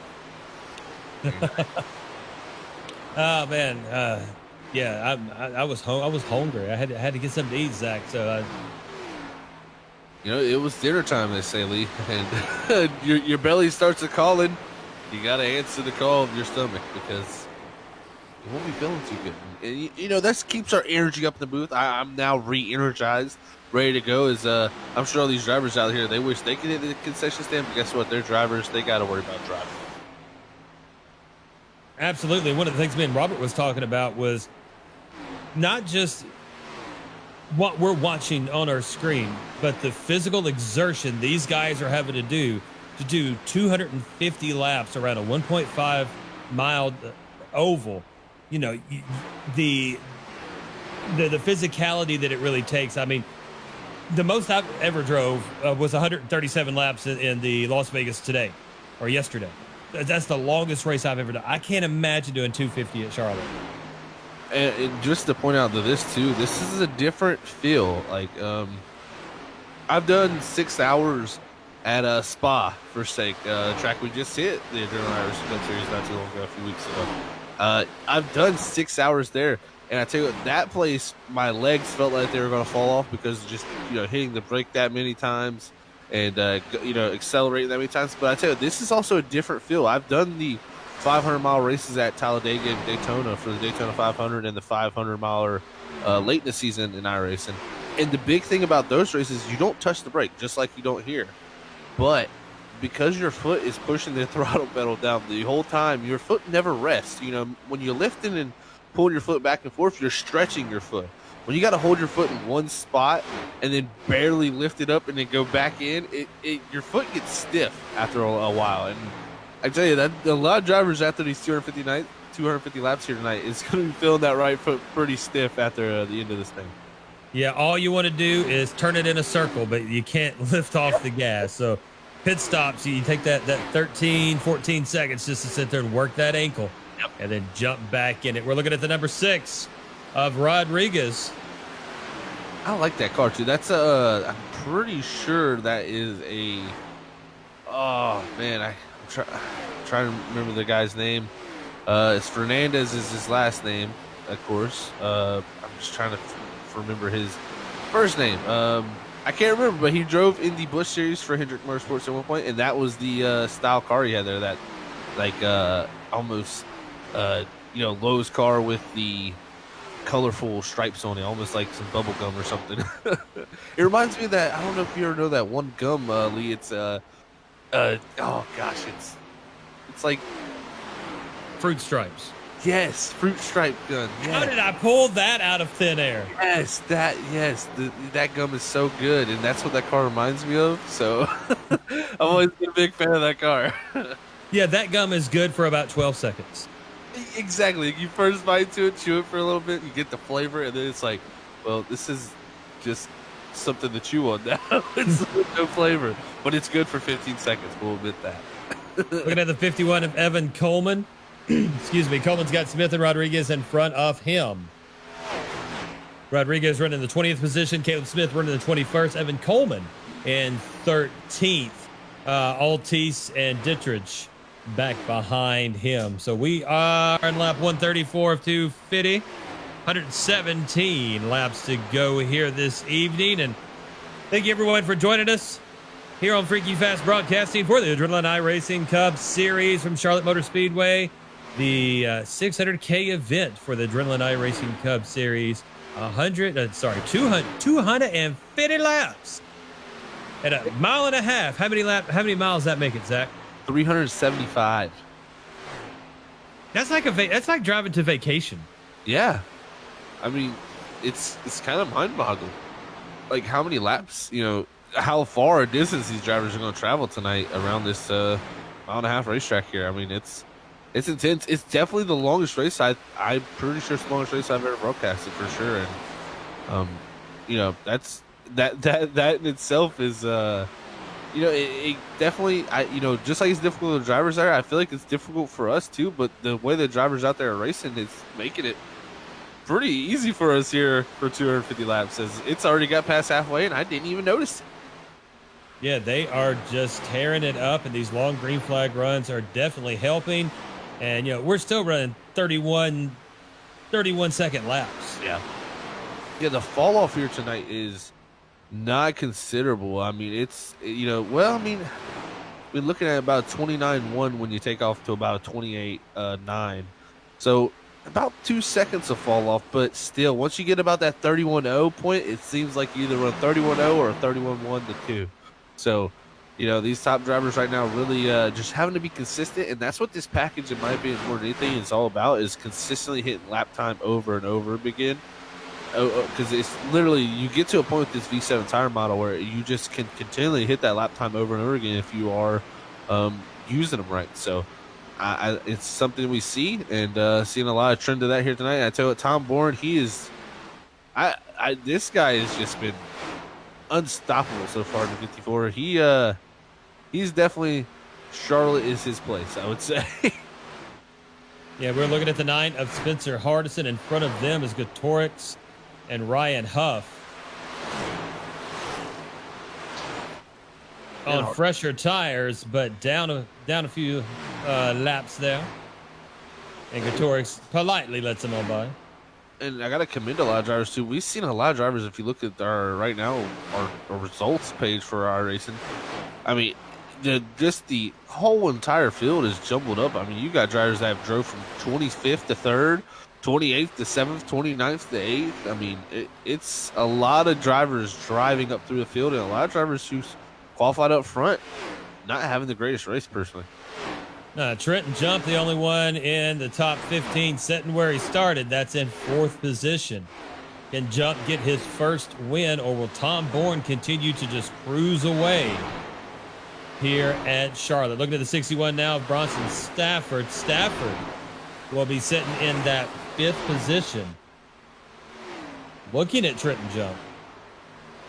Yeah, this is interesting too because like at one point Jump was about 6 seconds ahead of Stafford. So Jump's this run here, whatever this track is going through a big cycle right now, a change. I mean, well, the track temp has dropped to 84 here during this run, so we have seen a degree of track temp come out, but it's just not been his run. I mean, he was literally a second behind Tom Bourne. This run started. And now upwards of 7 seconds, he's really struggling. And I tell you, who's starting to look stronger and stronger as the night continues on is the 15 of Braxton DeWeese. He's turning lap times pretty much equal to our leader. And I tell you what, he's had to drive farther up to the field to be 1.7 seconds behind our leader, Tom Bourne. He's looking pretty strong right now as it's a long race to go still. So we could see this 15 possibly put his stamp on it by the end. Looking at the 46 of Trenton jump in the 4th position with Stafford right behind him. Then you've got Altice, who on fresh tires just whoop round on the outside of Stafford. And you can see the difference. Wait. Does he have fresher tires? Yes, he does. He pitted on lap 133. You can see the difference in those fresh. Yeah, he's got fresher tires. Look at him right there. Just going past Stafford and now looking at Jump. But when do we start seeing these leaders start pitting? Most of them pitted right on that lap 94 to 96 mark. When are we going to start seeing them come in? Braxton DeWeese is good. You hit it on the head there, Lee. Braxton DeWeese is on pit road, but guess what? He about hit the inside wall. I don't know how he saved it, but he did, and he's going to lose a lot of time, but that could have been race ending for that number 15 as he hits pit road this time by here on lap 144. So that's interesting the way this is playing out. I'm questioning to see if they can make it. I don't know what the way the strategy plays out here. Yeah, because I mean, to make it that far, you're going to have to save a lot to ensure, especially with no yellows. Yeah, they're definitely going to have to make one stop, but even with one stop, if they can't make it 50 or more laps, they're not going to be able to do it. But the farthest we've seen anybody go all night is about 49 laps or 50 laps. So it's definitely on the edge, it seems like. So my data 65 laps is definitely probably wrong, I'd say. And if it is right, they'll be good. But we'll still have to watch fuel at some point. It seems like this race always comes down to fuel at some point. Gomera goes around the high side of Spencer Hardison. Gomera running in the 20th position, pitted on lap 140. So see them fresh tires once again. But Hardison got a heck of a run right really there. He just overtook. Who did he overtake? That was Gretorix. Okay, my bad. Yeah, as you see Gomera, he's going by on the fresh tires. He's just blowing these guys' doors off. He's trying to get by Tanner Johnson now in the 23 also. But got to give a shout out to Hardison again there, 28th to 5th, and Logan Brakey behind him, 29th to 5th, or 5th, 28th to 4th for Hardison, 29th to 5th for Brakey, as Hardison hits pit road this time on lap 146. Yep, so Hardison on pit road, Stafford. Looks like Tom Bourne coming off this time, exit off the pit road, so he pit lap time by, and Gretorix has been stretching it farther than most drivers. So I'm wondering, if they can't make it much more than 50 laps, then Gretorix is sitting in a good position, but I think he'll hit pit road this time in the 13. No, he decides to like to stay out still. Logan Brakey hits pit road though. So Brakey hitting pit road, Gretorix staying out. Looking out, Matthew Rodriguez in that number 6. Rodriguez running in the 21st position. Let's see, is they running that 21st position? Is that 23rd position? Wow. My bad about that. Is DeWeese here in the 15 trying to get by this traffic to see how it all cycles through. DeWeese hit pit road earlier than Bourne, which actually put him ahead. Yeah, he came right up to the back of Rodriguez and was like, excuse me, pardon me, coming through. Yeah, that was a little bit close here. But that was Brian Huff. Now he's catching up with Rodriguez. My bad. Yeah, it looks like that was Huff there. Rodriguez ahead of him. But he's got about a second and a half gap back to that number 54. But I tell you what, He lost a lot of time in pit road, and he pitted a couple laps earlier. I would see the 54 closing in pretty quickly here to the 50. Yeah. The 54 of Tom Bourne passing Huff and now looking to chase down Stooksbury. Up in front, DeWeese has got traffic to deal with himself. Yes, he does. Two cars side by side through the worst possible condition here. He's going to go to the bottom here behind Eric Stamp. Can he make the jump to the outside? Eric Stamp slides up the racetrack, lets him get to the bottom here. So good stuff there from the 15. Trying to keep it down on the bottom is going to be the 15 of Braxton DeWeese, who is in the lead, 7/10 of a second in front of Tom Bourne. They have two cars between them. That's going to be Brockton Packard and Matthew Rodriguez. They made the pass down Tanner Johnson there in the 23, I think. Okay, so that put him 2 laps down. Sorry, that puts Tanner Johnson 2 laps down. That's why I couldn't find him there. So Tanner Johnson at 18th position, 2 laps down now. As Eric Stamp had just come out pit road, so you see here on the front bumper of Braxton DeWeese, that 53 driving away as he has fresher tires. As Brockton Packard behind DeWeese in that 24 machine, and then you got the 54 Tom Bourne. He's closed the distance, and here is who's wrecking. Oh no! Oh, the 34 Robert Kinney.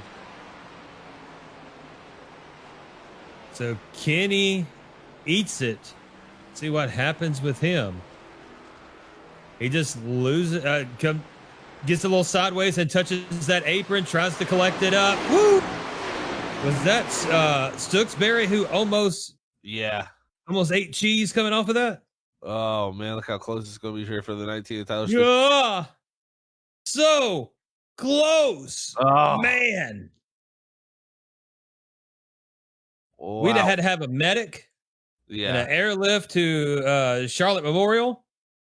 If Stooksbury would have T-boned Robert Kinney there, so caution on lap 153 with 98 to go here with Adrenaline iRacing Cup Series on Freaky Fast Broadcasting, and we are going to set them up and start them back over. Let's just reset and say let's do a 90-lap shootout, fellas.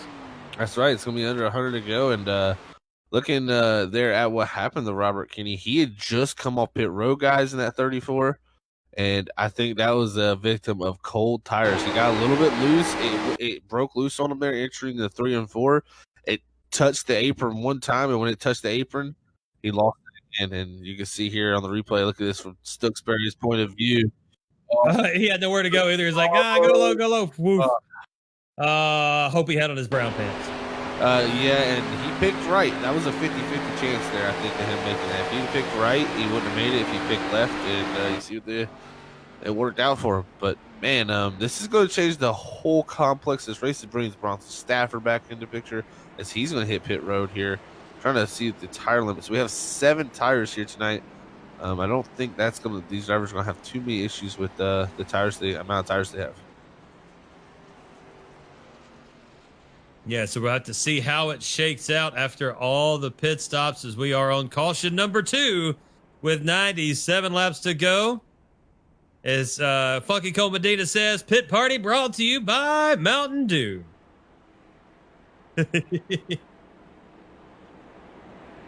Now, hang on. Where's...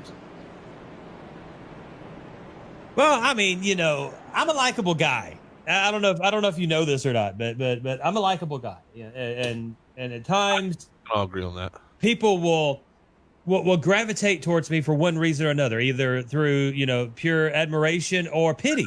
Either or doesn't matter to me as long as I get recognized. Gotta love Lee Tidwell. No, you don't at all. That's not a requirement to watch this broadcast. It's just slightest. I tell you what, man, it's always a pleasure commentating with you. It's I get my daily laugh out. That's the best part when I'm up here with Lee. Not only how professional this man is, but just the giggles he can get out of a person like myself. I don't know. He's just got the jokes, ladies and gentlemen. That's for sure.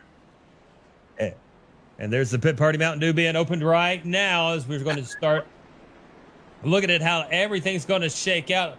Jordan is going to stay out. He pitted on lap 144. So that short pit by Austin Jordan turns out to be a huge benefit for that number 28 Red Bull machine. It really did. Great job by him there. Is in great position now. It's gonna be a 10-lap difference, it looks like, on tires, but he's gonna be up in the lead here with a definite, a chance at what the front looks like. So that'll be interesting for him there. It might help that car. So Jordan will be in the lead. Deweese in second. Bourne will be in third. Then you've got Grant and Stafford rounding out your top five. Then Brakey into sixth. Gutorix in seventh. Stamp up to eighth. Coleman in ninth. And Trenton Jump in 10th position. So a big shakeup there. Top 10 stays close to the same, but we see some new faces, some new names, and we see a little bit of movement in the position. Biggest takeaway, Austin Jordan with the short pit. Let's see how that works out for him. Yeah, it will be interesting to see that for himself. And he maybe have an issue with the amount of tires he has left. Maybe that's why he is elected not to pit. He might not have enough sets, he thinks, to make it to the end of this race, and he's going to have to bite the bullet here and stay on the motor tires. But looking ahead of there, Keenan Massey, and it looks like the 30 Shane Therian here. They're both going to get a wave around. And I'll tell you what, Therian here, he was the favorite coming in tonight. He's going to get back on the lead lap now on that 38 and only be in that 13th position, but he will be on older tires here because he did not get a chance to pit. So 1 to go to green this time around. Looking at the 12 on pit road, that is Caleb Smith. Yeah, I don't know why Smith came in as late as he did. Yeah. That's an odd strategy, Cotton. Let's see how it plays out. Yeah, a little late for a pit stop there, but I tell you what, he's going to get the work done. He'll get back out there on track and continue to be one lap down there in that 14th position. So see if he can get back on the lead lap before this thing ends. As we're under 100 to go, it's getting down to the nitty gritty. It'll be 94 to go when we cross the line. The pace car lights are off, and we will go green this time around. Deweese and Jordan in the front row, Bourne and Grant in the second. Stafford and Brakey in the third, Gutoric Stamp fourth, and Coleman and Trenton Jump will be in the fifth row when we get ready to go back green after our second caution of the evening. Fresh tires, or for Austin Jordan's sake, not fresh tires, colder track, nighttime. The temperature has dropped to 81 now, so 3-degree difference since the last time we talked about it. Who's going to spin the tire? Green flag. Somebody was trying to go way down. Yeah. That's Stafford? I don't think it was Stafford. I think it was looks 51. Like Evan Coleman. Yeah, Coleman. He tried. Didn't work out for him there, but Austin Jordan continued to hang on to the lead. Whoa. I think a big move down the back straightaway here. Yeah, Deweese looking to the high side, looking to the low side, couldn't figure out where to go. Jordan in front of him. Then you're going to have Grant and Bourne right behind him. We're going to race it into 3 and out of 4. Bourne now going to go. Grant's going to start to lose. It's going to tap. We've got a massive calamity happening coming out of 4. Yellow. Snooksbury gets taken out. Oh, man, guys. Tom Bourne destroyed. Wow, I'm flabbergasted right there. Yeah, let's get the Freaky Fast Carnage replay going to see exactly what happened. It looked like the 51 Was the first. Actually, what was the 51? Who was the first one to break loose? I think it was a 52 of Jacob Grant. Yeah, Grant on the high side. He taps the 53 of Eric Stamp. Bourne gets collected up in that. There's just calamity ensues. The 13 of Gutorix has no nose. Stooksbury, what in the world? So many contenders. Really so. And And Stooksbury spins around, comes down into traffic. 2 more gets collected with that.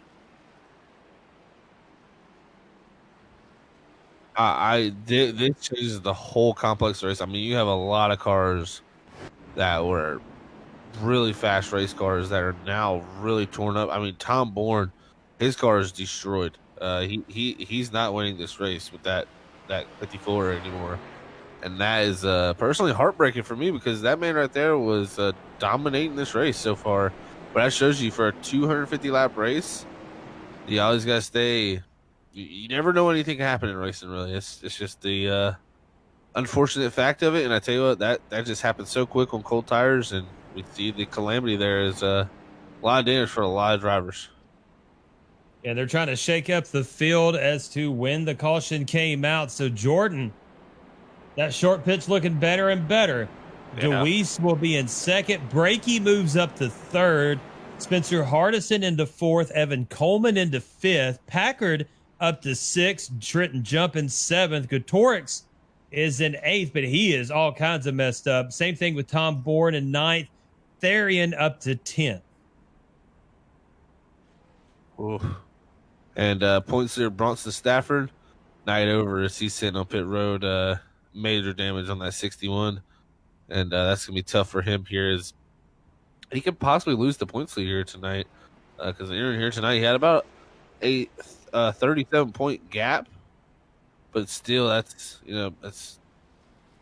actually, sorry, no, that is not 37 points, I don't believe. Yeah, that's, sorry. Sorry, I think that's plus or minus. Man, so big caution number 3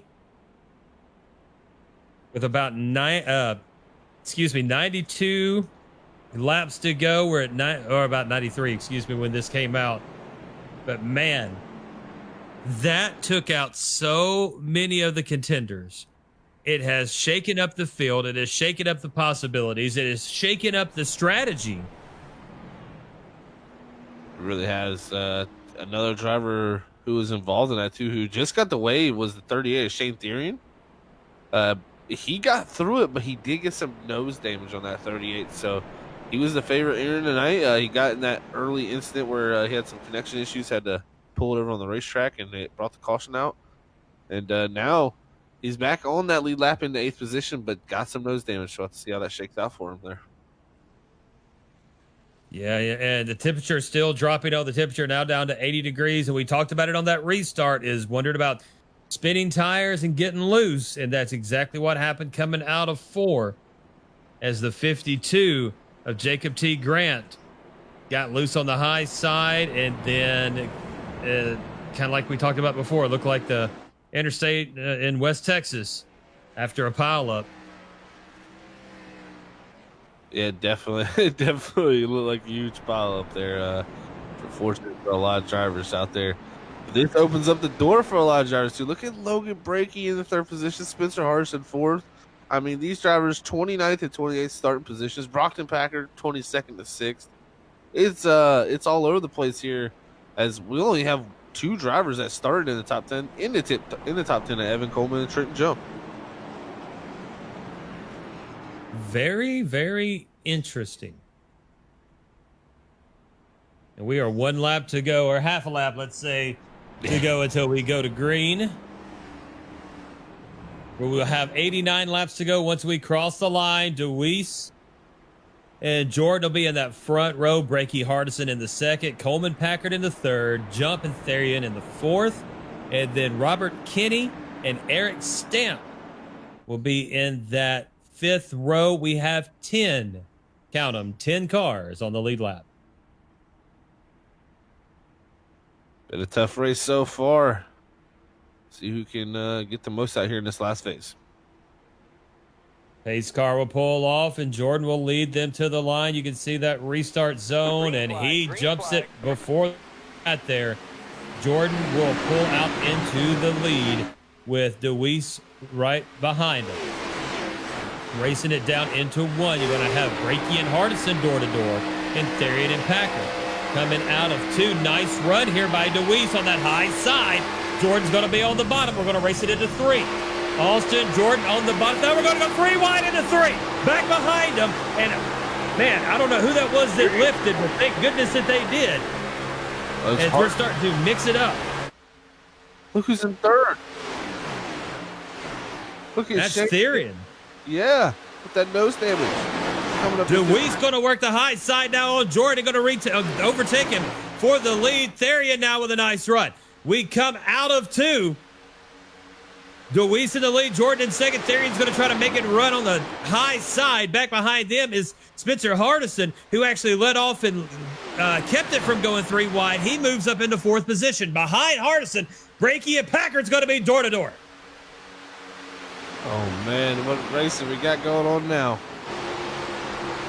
Therian looking to make a move. He's hugging that bottom, almost touches the apron. Gets a huge run off of 2. And look at this power down the backstretch to the inside. It will overtake the lead. Shane Therian at the number 38, leading here at Charlotte. Wow, I would not have expected that about 50 laps ago from this 38 as he was trapped a lap down. This caution here shook everything up, let him get back on the lead lap, and he is now a contender for this race win here. Let's see what he can do this. He's got a little damage on the nose, but he's making it look like nothing. Got a battle for 3rd now is Jordan and Hardison. Spencer Hardison on the high side. Austin Jordan, those older tires, I kept saying that short pit might have helped him, but now I am not so sure. He's now falling back to 4th position as Spencer Hardison will overtake that 3rd position. Looks like that was Caleb Smith in a 12 a lap down there in that 11th position. We will never watch this again. Burn the tapes. Burn the tapes. Yeah, Caleb Smith there. I think he's on some fresh tires right here as he's driving up to the back bumper to 2nd place now. As he's doing that, but Trenton Jump there making the inside move here on Brockton Packer to see what he can do as they got Hardison directly ahead of him also. They do. Hardison's going to slide up, almost give a little bit of block there to Packard. Packard's going to have the momentum, going to pull it in front of Jump. Jump now, man, they can't get away from Hardison. Hardison is right there, and it looks like maybe Jump and Packard both might be a tad bit quicker off the exits. But nobody can get either inside or outside. Woo! Right up to the back end of him is Trenton Jump. Whoa. Hardison there pulling down directly in front of him, taking all his air away. The 46 not liking Oh, that. they touch. Trenton Jump touches Hardison. I think that was Packard. It's Packard, I'm sorry. No yellow, though. He's staying green. He's got it going on the outside up here. We're going to stay green here. So Trenton Jump accidentally touching Packard as they were trying to race Spencer Hardison, and Hardison was kind of throwing high side and low side. You couldn't really tell where to go. No fault of his, though. Shane Therian will continue to lead. DeWeese in 3rd, Jordan 4th. Jordan 3rd, Hardison 4th, Trenton Jump will be in 5th. Then Brakey, Coleman, Stamp, Kenny, and Packard move. Packard falls all the way back to 5th. Packard is in the pits. Yes, he is. He got a lot of damage on the right side of that 24. He's going to hit pit road here. Hardison looking underneath Jordan. Jordan's hanging on good here, Lee, with the older tires. I'd say that he's only dropped the 4th now. Yeah, he has fallen back to 4th position. Trenton Jump trying to chase him down. I believe he's got about 10 lap older tires too, and then number 28. So Austin Jordan here hanging in at the moment here with about 10 lap older tires. So he's doing a fantastic job. He's still in that top 5, and I tell you, if we get a caution here at any point, he could be looking pretty well off.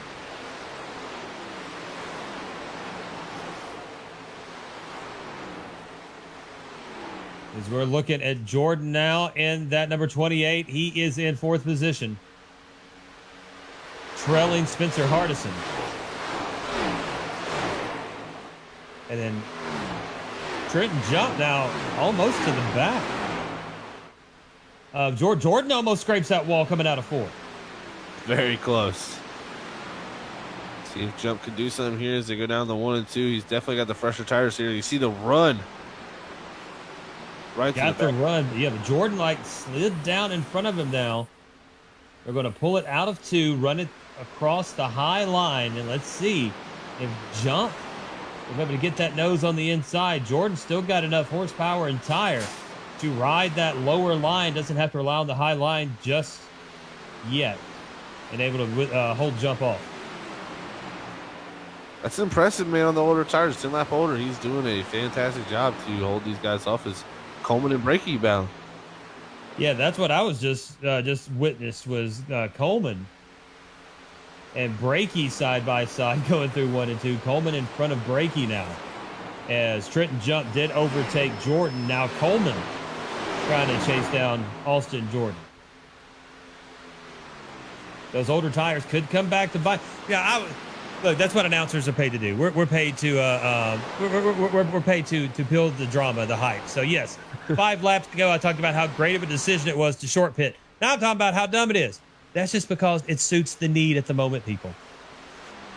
Yeah, it's you know, at certain times things look good, certain times things look bad, but for having the older tires, he's still doing a fantastic job. You see Coleman's going to get by him now. That's going to put Coleman up into that top 5. And that's the first time Evan Coleman's been back up in the top 5 here in about, I'd say, the past 100 laps. So pole setter there starting to come back into it as the night continues to bear on us.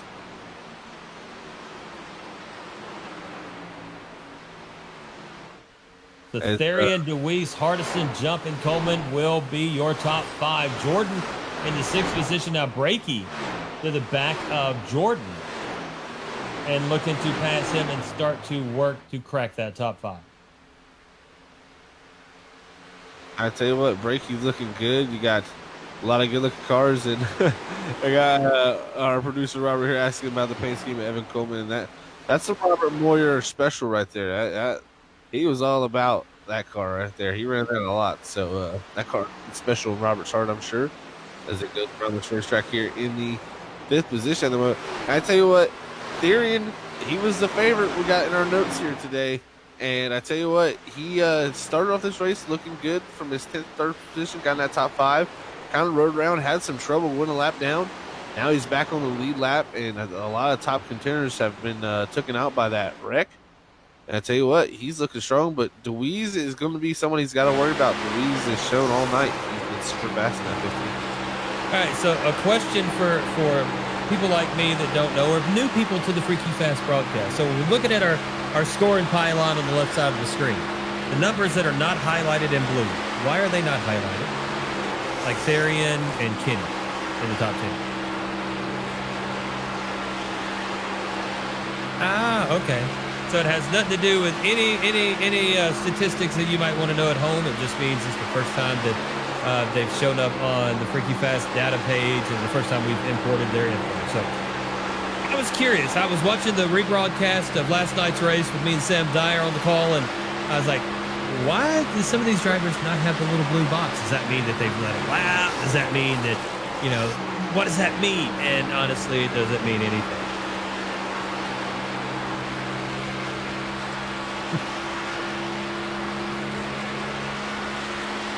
The Therian will continue to lead. He's now got a 6/10 of a second lead over DeWeese. DeWeese is starting to cut that down a little bit, Zach. It looks like about a 10th of a second a lap, chopping away at that lead by Shane Therian. He really is starting to cut into that time, and that time right there, another 10th for that 15. And like I said, I think at some point that nose damage on the front of that 38 is going to come back to haunt him here. As the 15, I mean, he showed great pace with Comborn all the way down to the end of the runs here tonight. So, if anything, this 15 should be the favorite to win at the moment with the 38 leading the race. Yeah, Hardison will be. I just had it. It went away. So he's in 3rd right now. So 28th to 3rd for Hardison. He's fantastic. 2.2 seconds behind Therian's. That'll make him about a 1.7 behind DeWeese. Running great at the moment for him as he's ahead of Trenton Jump with Evan Coleman. As we're right on board with Therian. Therian is looking strong. The thing about Therian is he's just so consistent, and that's what's made him a champion here and the winner of the most mile-and-a-half races here at the Adrenaline iRacing Cup Series. He is just so darn consistent and good at what he does, man. Yeah, and I like mile-and-a-half tracks. Those are some of my favorite as well. I don't like short tracks. They're much better with my load cell braking, but you know, I can't get.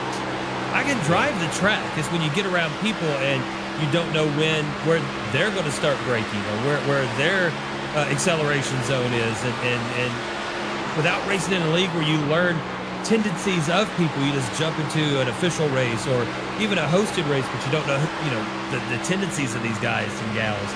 It's very hard for me to work a Martinsville or to work a Bristol when you don't know, how those other people tend to drive. Oh, you're exactly right. It's a place where you got to really know the person's tendencies to drive around them. And if you don't know them, you got to be very careful to learn them real quick. So it's definitely an interesting place. But at the moment here at Charlotte's one of those places you can get into a nice, smooth rhythm. And it's really a calm track, I'd say. One of the more calmer tracks out there, especially on these long runs. These drivers are just trying to hit their marks the best they can. Barely roll out of that throttle, just doing small, there's still pretty big lifts here at Charlotte, but it's nothing we didn't see, a couple years ago when you were rolling most of the corners. So Therian right now looking strong, but I tell you what, DeWeese is closing into 4/10 now, and the closer he gets, the harder it's going to get, though. He's going to get the help of the draft, but he's going to get the hurt of that dirty air, and it's going to hurt them tires too. Logan Brakey and the number 29 back in 7th position. He's up 22 spots from his start. Now looking at the 34 of Robert Kinney. Kinney will be running in 8th right behind Brakey. You've got Massey, who pitted on lap 159 and 157, excuse me, in 16th position. So he's around there. Yeah, and this race, from what I've seen so far, it's a battle of attrition out here. Who can make it the longest? Who can stay out here and keep continuing to complete laps? And some of these drivers have been multiple laps down here tonight. Like Tanner Johnson was 2 laps down at one point. He's in 12th, only 1 lap down now, and he was in the 20s when he was laps down before. So he's using and staying out here, completing laps, and getting this race through. He could end up with the top 10, even a lap down. So riding along with the 34 of Robert Kinney. From Plainfield, Illinois, driving that Toyota. All of the Freaky Fast fleet, of course, are Toyotas. Yeah, have you seen the Freaky Fast Cup car? No, I don't think I've seen the Cup one.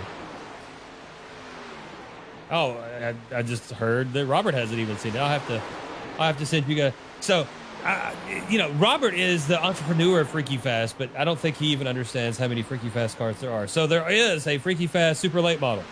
There is a Freaky Fast Arca, a Freaky Fast Toyota Tundra, a Freaky Fast Toyota Camry, and a Freaky Fast Toyota Supra. That is pretty cool. I have to look at some of those. I got some of them cars.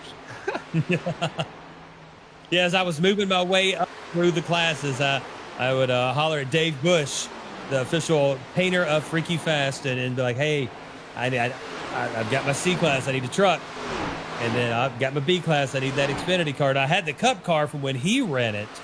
That's where the original Freaky Fast paint job came from, and the idea was when Dave Bush ran it with one of the leagues that we called, and then ever so graciously gifted it to me. That's a nice guy here, man. I tell you what, who's not being a nice guy, got a battle going on here, guys. DeWeese is to the back bumper of the 38 Shane Therian, and it's starting to heat up here as they're going to be nearing, it looks like 60 to go this time, as Braxton DeWeese closes in on the lead. DeWeese looking to the high side of Therian into 1 and 2. I think he's going to try more of a diamond here probably and try to get a heck of a run. He said right up to the back bumper down the tri-oval. Now here on the backstretch, you can see him just closing the gap. They do have Joshua Altice in front of them. He's 0.8 of a second, so that will become a factor sooner or later. Across the line now, we 59 to go. Now I think DeWeese might be all right with just hanging out behind Therian, as Hardison is 2 seconds behind. Yeah, and I tell you, Hardison's matching times with these guys, so can't forget about the 9 of Spencer Hardison in those 2 seconds back. He's been looking strong, and I tell you what, if these two get the battling, he could be there pretty quickly. Therian will go underneath Altice, and now here comes Deweese. And it will be 58 laps to go. So Therian, Deweese, Hardison, Jump, and Coleman, your top 5. Jordan, Brakey, Kenny, Stamp, and Smith will round out your top 10. Look who's in 11th. That is Gilberto Javier Gamora.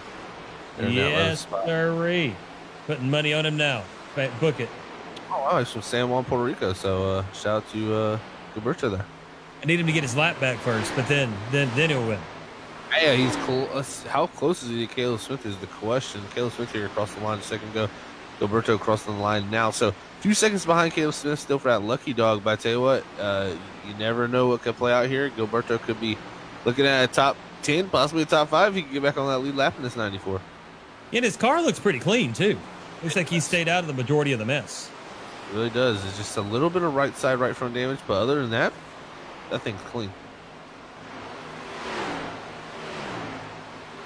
Oh, Robert corrects me up here, our producer. He says, it's dirty. What are you talking about? Look at all the rubber, all that race car. Well, I'm talking about clean body damage, okay? It's the body line's still pristine. Yeah, so Deweese is, like we talked about, he's just following Therian now and is settled in behind him. Spencer Hardison will be in 3rd position in that number 9. Hardison now passing Altice. And you got Caleb Smith back there as well. Trenton Jump is 2 seconds behind Spencer Hardison. Coleman not too far behind him, only about a half second back to that 5th spot. And still a chance there for them to the battle here to the end. But I think pit stops should start to happen here pretty quickly. I think you're going to see the pit stops here start happening around lap 200 possibly. Jump coming to the back of Caleb Smith. That's lap vehicles he's working. Looking at Spencer Hardison now in the number 9. Hardison is in that 3rd position. Can Jump chase him down? But that's a 4-second gap now. Oh, wait, that jumped. No, 2 seconds. My bad. It's going to be hard. It's doable. Definitely. I mean, you got plenty of time to do it. We still got to pit and run a full run here, but it's definitely not easy to do, and it gets spread out like this. It's so easy to consistently hit times when you're by yourself, like Spencer Hardison is, and he's not getting held up at all. So, I mean, right there, Hardison 31.000.2. That's almost the fastest on the racetrack, about 2nd fastest on the racetrack right now. Yeah, so Hardison's putting down some laps and some times, trying to see what shakes out. As you said, Zach, we still got at least 1 pit stop to go. We don't know what's going to happen with cautions, but there's so much that could still shake this race up. Think about where we were 100 laps ago. We were not talking about Shane Therian. We really weren't talking about Deweese and Hardison that much. Trenton jumping up, falling back. Evan Coleman, where the heck was he at? Jordan as well. And then you got Brakey, Kenny, Stamp, Smith. Such a huge difference than an hour ago. Oh, this race has gone through ebbs and flows, man. It's it was the Tom Bourne show for a while. There's you're looking at Evan Coleman go past the 12 of Caleb Smith, our first car lap down. But yeah, it's been up and down, backwards and forwards here through the night, as the lineup in the top 10 has never really stayed stagnant after we've had a few incidents here. Bourne still in the pit, so don't know how much damage or if just his night is done. But still sitting in that number 1 pit stall. Evan Coleman in 5th position, excuse me. In that number 51, trying to chase down Trenton Jump. Jump is only a half second ahead of him. Then he's got a little bit of drafting help from Caleb Smith behind him. Yeah, and looking right now, I tell you what, Therian, he is weathered with Deweese, and he started to put a gap on that 15. And I'm wondering if Deweese tried to, put that pressure on there, run right behind him as hard as he could there to get that clean air. Just wasn't able to do that, and Therian's still using that clean air to his best of his ability here. As we're past lap 200 now, so right there, Jordan hitting pit road here. It's about where I thought we'd see pit stops, so I'll be interested to see where the other drivers elect to hit pit road. So Austin Jordan comes in on lap 200, and we'll start watching to see who comes down pit road next. And that's the thing is, 50 laps, you got the tires, you got the fuel, but the longer you can stay out now, the fresher your tires will be through the end of the race. So we're going to see who pushes it the farthest and who comes on in as someone else into pit road now. Is that Stooksbury? I think so. Let's see. Johnson here, Tanner Johnson at 23 here in pit road here, in that Busch car. Head for the mountains of Busch. As we'll see when other drivers here elected, I think some drivers can take a little bit farther here because Jordan, we know that he had the 10-lap older tires. He elected to hit there on 201. So we can possibly see these guys stretch it a little bit farther possibly here to the end and see how it all shakes out for him. But so overall, this place has been fantastic. Can we see Shane Theory go back-to-back to be the first winner of the season multiple times? As he's a last season champion, he's looking to continue to put his dominance on this series. DeWeese with a nice 3 and 4. Cuts a 10th off. Now down to 0.4 of a second. The gap between 1 and 2. And you can see now with, DeWeese, I don't know if he was hanging back and cooling those tires off or what, but looks like he's got a little more giddy up. It's very possible it drop back a little bit, cool them off. That's something we see with these V7 tires is you'll see some drivers run really fast for 5 to 6 laps in a row. Then they'll have to back it down a little bit. Then they can bring it back where the tire starts to cool back down with that slower pace. You tend to get the tire back to you. So it's possible we can see that or just a bad lap for Shane Theory. But DeWeese not let him get away. Only 4/10 right here before pit stop sequences. It's still going to be a tough race all the way down to the end here. Is Tanner Johnson going to the outside of DeWeese? That's not going to help him too much here. As he may lose a little bit of time here as he's got the car to the outside. Tell you what, you talk about who was that? Austin Jordan to the 28. He just took the pit. He is passing cars left and right, coming out of 4 now. Yeah, and we'll see what type of lap time he puts down here. So 30.1 to our leader is 31.1. So about a second faster for that 28 here as the leaders still elect to stay out here and continue on here around lap 207. But here's the thing. If a caution happened right now, Caleb Smith is the lucky dog who is in 9th position. Jordan's going to have to pass him. Smith's got a 1. He's going to pass him right now because Smith coming into the pits. Yeah, Shane Theory leader hitting pit road also in that 38. And DeWeese going to stay out one more time. At least, yeah, he's pitting this time. I like that call. I like staying out 1 lap longer, getting a little bit fresher tires because of this draft model. If DeWeese can at least get in pit road here, good, and exit within 1 second of that 38, we could have a heck of a battle. Sounds like there are lots of people pitting. Is this pit party brought to you by Napa Auto Parts for all your fast repair needs? Check out Napa Auto Parts. Lucky Cole Medina gave me that one again. Thank you, sir. Going into this there on the Facebook side of things. Hello to everyone on Facebook. I would say on YouTube, but we're not on YouTube tonight because YouTube is throwing a temper tantrum like a toddler. It's not to play nice. So we appreciate you joining us here on Facebook. Make sure you like the video and go ahead and follow Freaky Fast Broadcasting for all of your broadcasting needs and all of your iRacing broadcasts pretty much every night of the week except for a couple. Last night we were in Kansas City. Me and Matt Dyer, not Matt Dyer, his brother Sam Dyer in Kansas City. Had a great race in Kansas last night, and then here tonight, 250 laps at Charlotte Motor Speedway.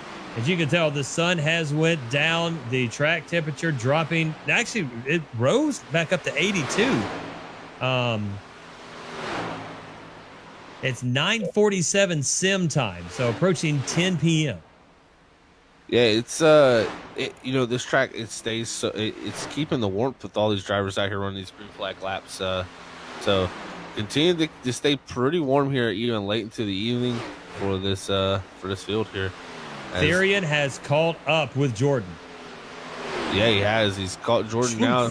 Wow, make a slingshot pass out of 4, and that'll cycle him back to the lead once everything cycles through. Yeah, so Therian in the lead. Jordan will be in second. Then Deweese, Hardison, and Jump. Now, speaking of Therian, we talked about his damage that he had. How is he this daggum fast above everybody else? He's rear end, front end, everything. He's got some love all over that car here tonight. On 38, but you know it definitely, I think, still is affecting him. I just think he's just driving the wheels off this thing. I mean, he was last year's a winner, and I think as this race is going, he's let it come to him. As I tell you what, Austin Jordan, he was testing out the boundaries of the wall right there because he got so close to the wall there and wanted to. I don't. That And here comes Deweese. Yeah. Deweese is flying up to the back of Jordan, and I saw exactly what he was talking about. I didn't know if he was trying to diamond that or he got tight, but Deweese going to cut underneath Jordan now and overtake that second position, looking to chase down Shane Therian, the favorite of 9 spots from his beginning, running a 29.3 to Deweese's 29.0. Yeah, that time by Deweese really fast. That one lap fresher tires here could play some type of advantage here for this 50, but definitely lost, I feel like, a little bit of time on pit road there. Is down about 2.3 seconds back here. It's going to be tough for that 15 to close in that gap. Is now this time by 2.2 seconds behind leader Shane Therian, is running about a half a tenth quicker. I mean, he's got the need to do that pretty much every lap if he wants to be able to close in this gap. Therian, Deweese, Jordan, Hardison, and Evan Coleman, your top 5. Brakey, Kenny, Stamp, Smith, and Trenton Jump will round out your top 10. We have 7 cars on the lead lap. Eric Stamp, now the lucky dog in 8th position. As this race is definitely getting into the later stages here as we're under 50 to go. It's now or never with a 1.9 second lead now for Shane Therian over Braxton Deweese. It's definitely closing in here for this 15. Does he have enough time? Does he use up the tire trying to get there? Also, that's the that. You can see here right on board with him. He's using everything he can here in this 15. And I tell you what, he gained a ton of time that time by 29.23 to a 29.78 out front. I think if I'm Therian here, I think you gotta save tire here. You gotta be smart, back it down a little bit, and just try to be able to have something to weather the storm with this 15. Yeah, we'll see what the difference in the time is this time around. Therian will run a 29.8 to a 29.4 to Deweese. Deweese is chopping anywhere from 3 to 5 tenths of a second each and every lap, but how quickly will he plateau those tires and that time start dropping back down? That's my concern. That is definitely my concern. And tell you what, now if he can get in this range right here that he's in, he's about a second back. He's got a lap car in between them, so he's getting good draft here. If he can just try to pull this gap in here slowly and not overwork these tires, he could be there pretty quickly. Yeah, 33 to go. There's no sense in trying to make it up in a lap. You know, you work it, you get your 1 to 2 tenths every single lap, and be in less than a second, you're going to be there within 10 laps and have a 20-lap shootout. So just take your time. Braxton Deweese in a very good spot right now, and 1 lap fresher tires. So very important not to overwork those as he's trying to catch up. Now, again, cutting down a tenth of a second on that lap, 7 tenths behind the leader. Yeah, he's definitely closed that gap in here. And like you said, Lee, you know, with the amount of laps left, he doesn't have to go out here and get anything too quickly. But in my opinion, at a certain point when the tires start to even out, I think you want to be ahead at that point, because when the tires start to even out, I think you want to put someone in the dirty air. And that's where you're going to make it a big difference. So if Deweese can get there and he feels like he can go by, he needs to do it as quick as possible before that dirty air becomes too big of an issue. That was another 6 tenths of a second or so on the lap time. Brought it down to 6 tenths. He's definitely Where? close. The leader too has the 63 Alex Walter here on newer tires coming by in that 63. He's gonna help this 15 out a lot here as they go down to 1. Now it's gonna be mano a mano. Shane Therian versus Braxton DeWeese here in the final portion of this race. Drops it down to a half of a second with Walter going around Therian. So Therian down the backstretch with DeWeese behind him. Half a second gap now going down into 3. We're going to see what the lap times are when they come across, and we're going to check back through the field in just a moment. Therian across the line, then DeWeese. Lap times a 30.469 to a 30.302. 10th and a half second differential. Is DeWeese still running just a tad bit quicker lap times? He's definitely getting big in the mirror now, and Shane Therian, you're definitely thinking about him. I mean, I'm sure he's been planning for this for probably the past few laps here about how he's going to try to hold this 15 off. But 15 using the advantage of the tire, and he's still closing in a 10th a lap. Yep, another almost exact 10th of a second difference between the two. And you can see DeWeese, he can smell the exhaust now. 0.3 of a second separate first and second place. Therian comes in the favorite, the 1.5 mile expert. But with all that damage, can he hold off Braxton DeWeese? Yeah, I'm still impressed by the damage that he's able to drive around with. His splitter is fine. That's the big thing you'll worry about with damage, is having a messed up splitter. And his splitter is nice and level, so that's good. And I tell you what, as the 15 closes in, I've already seen him. He's starting to wash the nose behind this 38, and that dirty air is becoming a huge factor as we're already in the 30.5 second bracket and not too far away from where we started to hit that plateau. Racing it out of 4, 0.3 of a second separate 1 and 2. Therian and DeWeese. This seems to be where the race is going to be. And now Therian about 0.03 of a second faster than DeWeese on that. So they've leveled out. Yeah, and this is the dirty air, I think, now. The closer he's gotten, the worse it's got. And he's trying his best here, but then you're going to start seeing that nose of that 15 starting to skate up the racetrack as the closer he gets to that 38. And it could be very hard to pass here for the rest of this race. Dietrich, Johnson, Walter all in front of the leaders now. So we're also going to have lap traffic 25 to go as we go down the backstretch. It's going to be Therian, DeWeese, Hardison, Jordan, Coleman, Brakey, Kinney, Jump, Stampin, Smith, your top 10. As we look through the field, number 28 of Austin Jordan in 4th position. He has got a hornet's nest with, man. He was right up to the back of Spencer Hardison. Evan Coleman's going to come up underneath him and take the spot. They've also got Packard riding along in there going, hey, fellas, I'm just watching. Wow. A lot of drivers here battling for these positions as our leaders work through lap traffic. And if I'm DeWeese, right now is the time to pounce on the 38 of Shane Therian. And I tell you what, he's actually got a run on our leader here. As he's going to get almost to the back bumper of the 38 up here up front. And lap traffic is where he's going to have to pounce, I think, when he also has dirty air. He's catches the line a little bit, slides up the racetrack. That's going to lose a lot of momentum for that 15 now down the back straightaway.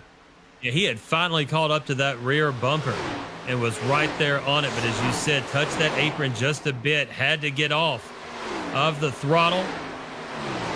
And we'll bring it out of 4 now, trying to close that gap once again. Braxton DeWeese and Shane Therian with 22 to go from Charlotte. I tell you what, Shane Therian, he's going to have a rear view mirror full here as they catch up to I believe this is the 5 of Joshua Altus. And I tell you, that dirty air here not going to be helping that 38 out. This is where the 15, in my opinion, he has to bounce. Both of them have dirty air right now. This is where you got to use your tire advantage and get around this 38 and put him in that dirty air. Nice run off of 4 for DeWeese. 0.2 of a second separate the two, and they're running nearly identical lap times. Therian still running about 0.03 of a second faster. Altice is going to go up high, allow the 2 leaders to come on by. I tell you what, 21 to go. They got one car ahead of Alex Walter, who's on fresher tires, pulling away from him. So I don't think they'll catch Keenan Massey, who's entering one right now. So going to be pretty much clear track now. Look at Deweese. Deweese tries low, block there by Therian. Now looking high. Therian's going to come up high. They're going to hug the line now, come around 1 and 2. Deweese right up to the back bumper of Therian. They exit 2. Oh, Car man. length lead for Shane Therian over Deweese. Deweese now, can he get his nose to the inside? No, he will not. Therian's going to drop it down. Deweese drives right up to the back bumper. Therian almost on that apron as they come out of 4. Out of 4, driving across the start-finish line, 19 to go. And it's going to be a race between Shane Therian and Braxton Deweese here at Charlotte. Oh, man, the battle is heating up definitely here. The 15 is able to get that run, wasn't able to make it work. But if he can get to the outside of this 38, I think that might be the race-winning move. Yeah, the outside, or if he can chop it down coming out of 4 and get it in the inside in here in the tri-oval. But Therian's protecting that bottom line, especially right there, that, you know, right before you get to the restart zone. That is where you see a lot of people try to get that nose to the inside and then work it through the tri-oval and into 1. If you can't get that nose in there, then you've got to look for maybe that outside run coming out of 2 into 3. Well, let's see how it all shakes out here. But with 18 to go, the 15 putting pressure on this 38. Where I've noticed he's been better is the exit of 4. He's been able to get big runs off of 4, and he gets another big run here. Coming to the start-finish line, he's just got to be closer, though. He's backing it up mid-turn, the apex of 3 and 4, if you watch it. 1 and 2, seems like they're running basically identical lines and everything's smooth. But going into 3 and 4, the apex is where Therian is more in the throttle than Deweese, but it gives Deweese that big run. Just not enough space has been closed yet. And, of course, that lap they didn't do it. Thanks, Braxton. Yeah. Appreciate it, man. Yeah, not a great run there, back it up. But, yeah, it's really the differences I've seen is 1 and 2. 1 and 2, the 38 is just looking so strong. In 1 and 2, and 3 and 4, Deweese can make a run on him off of 4 like we've seen where he backs it up. But in 1 and 2, he loses almost every bit of ground that he gets there. So it's tough to follow there in 1 and 2. Is the thing that's really helping him in 3 and 4 is Therian really holding the bottom, is letting Deweese slide up a little bit, get a little clean air on that nose on the exit, help him turn. 15 to go. As Therian and Deweese taking it out of 2. Therian's run an excellent race, and he's got almost an unbeatable line at the moment, as you can tell with a dented up car like he has, and been able to hold Deweese off, even with Deweese having, even 1 lap and fresher tires. Therian's run a textbook race. Oh, he really has. I mean, he's come back so much here throughout the night, and it's been really interesting to watch as you're riding on board with Evan Coleman. This is for that final 3rd position. They got a battle for that almost, as he's closed into the back bumper of Hardison here. Can Spencer Hardison hold on to it, as that would be a heck of a bounce back race for him after taking that penalty to start the race. Yeah, Hardison in 3rd, Coleman in 4th. Coleman's got a nice run here going into 3. But it seems like could not keep that same momentum as Hardison did. And they will drive it out back behind them. Packard, Austin Jordan, Caleb Smith in a little pack. Looking at Logan Brakey now in that number 29. Brakey is running in the 6th position. Brakey's got some lap traffic all around him as well. Yeah, he really does. Between him and Jordan. Yeah, and I think he'll catch Jordan here with 13 to go. You know, he's got a shot at it here to get that top 5, and that'd be a great spot for him. 29th to 5th. What a comeback for that guy. Back behind them, Robert F. Kennedy in the number 30 is in 7th position. Kennedy riding all by his little lonesome. The 46 of Trenton Jump will be in 8th position. Jump's got a Tanner Johnson in front of him. Dietrich Gutorix behind him. So lots of lap traffic to maybe help out with some drafting, but nothing really to move up position-wise. The 12 of Caleb Smith in 9th position, as Smith is right behind Jordan. Yeah, and he's right now still, well, actually no longer the first car light down. So Trenton Jump must have had issues under his pit stop because he's a lap down in 8th. So Jump must have had issues in his pit stop sequence that pushed him farther back because he was once 4th place, but now back to this 8th position, 1 lap down ahead of Caleb Smith, though. Eric Stamp there in the number 53. Update in the front of the pack. Therian now stretching that lead to a half a second over Deweese. Kind of seeing what we've seen last run. Deweese able to get there, not able to get the job done, and now starting to slide back. Could he cool them tires down here for a late race charge here in the final 9 laps? It's possible, but very unlikely at the moment, as this 38 is just darn consistent, man. He just ain't messed up. Well, and that's part of it too. Is, I mean, literally 8.5 laps to go, and if you've plateaued here and lost another 10th of a second, I don't think you have enough time to make a charge. Let's see. Compare lap times coming across the line. This time, Therian will run a 30.938 to a 30.987. So what is that? 0.05 of a second faster for Therian. So not closing the gap and actually losing a little bit of time. Deweese might have overdrove just a bit and not have enough. Very possible there that he just doesn't have enough. Tell you what, who might have enough? Battle for 3rd is Evan Coleman. Closing in on that 9 is Spencer Hardison for that 3rd position. What can he do in these final laps here? So he had a big run coming out of 2. Didn't take a shot at it. I thought he would take a shot at the 9, but didn't take the look and backed out of it here as he's setting them up here going to 1 and 2. Yeah, looking down to that inside will be Coleman. Can he overtake Hardison for that 3rd position? He wants that outside run, but, you know, Hardison doing a good job of staying on that outside line on the straightaways. Let's see here as they're getting by lap traffic here. They continue to cut the field. Here comes the run for Coleman on the back bumper here as they got the 5 of Joshua Altice in front of him, who's going to slide up. What can they do here? 9 definitely getting slowed down here by the 5, possibly a little bit of that dirty air. Yeah, and Coleman's got a nice run here. They're going to drop down to the inside. Also, Jordan into the wall. The 28 of Jordan, a little kissy kiss to that outside retaining wall. Jordan has moved back to 5th position. Brakey in 6th, Kenny in 7th, Trenton Jump in 8th, Caleb Smith in 9th, and in 10th position, breaking into the top 10, Gilberto Javier Gomero. Tell you what, that's awesome to see for him in that 94. What a serve run up there in that 10th spot, 1 lap down. So this has been a heck of a race so far. As 4 to go. Shane Therian is still holding on to that lead. Spencer Hardison still trying to hold on to Evan Coleman for that 3rd spot. But overall, it's been a fantastic 250 laps here tonight.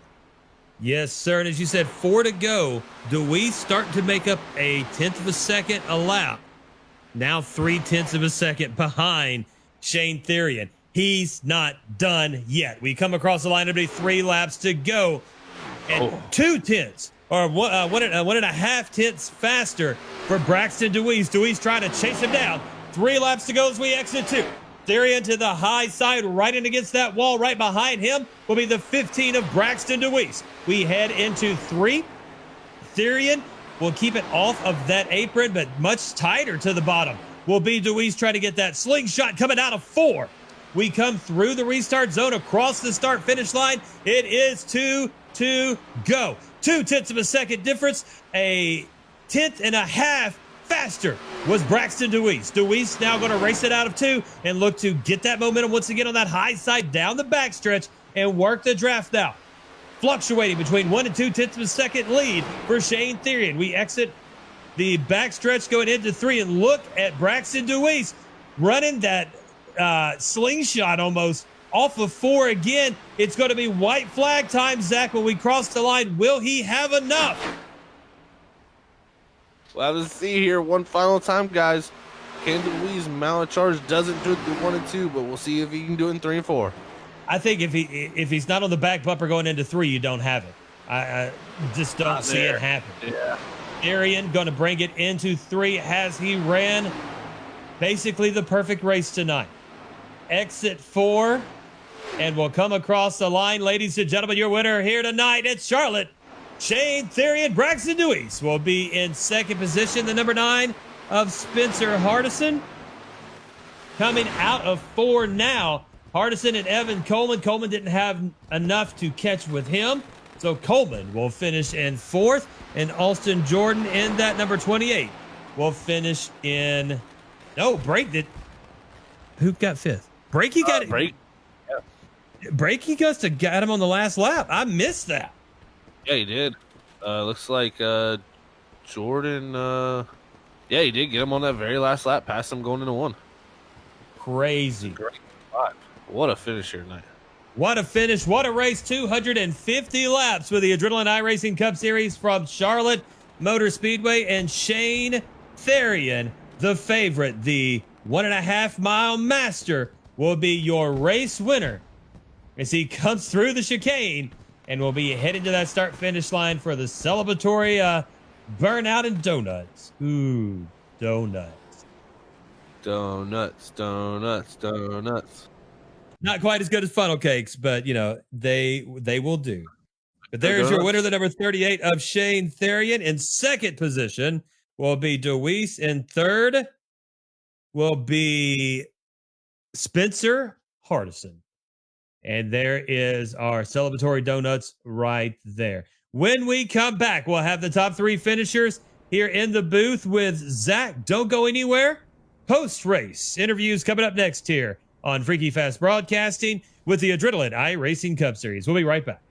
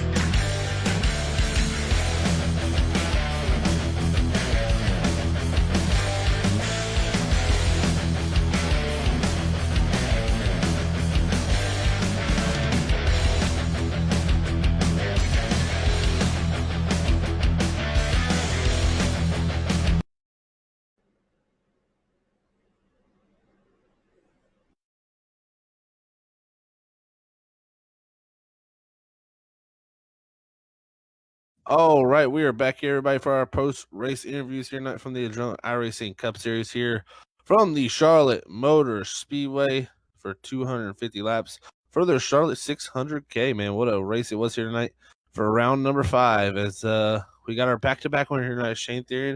We also have our other top drivers from the top 3 of Braxton Deweese and Spencer Hardison. We'll go ahead and get a talk here with Spencer Hardison.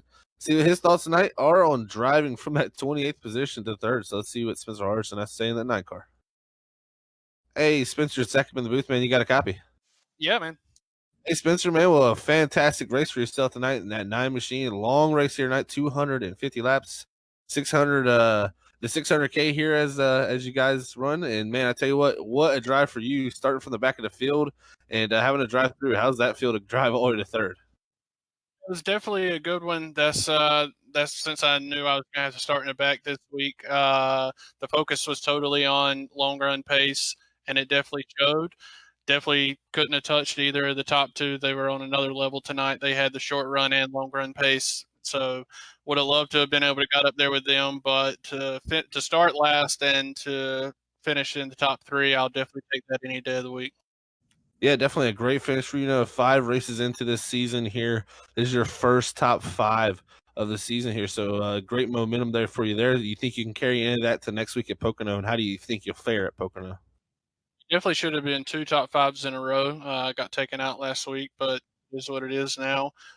So I think we've got some pace. If we can continue to keep the momentum going, I don't think there's any reason not to. The team had a great night tonight too, so it's just a good night all around.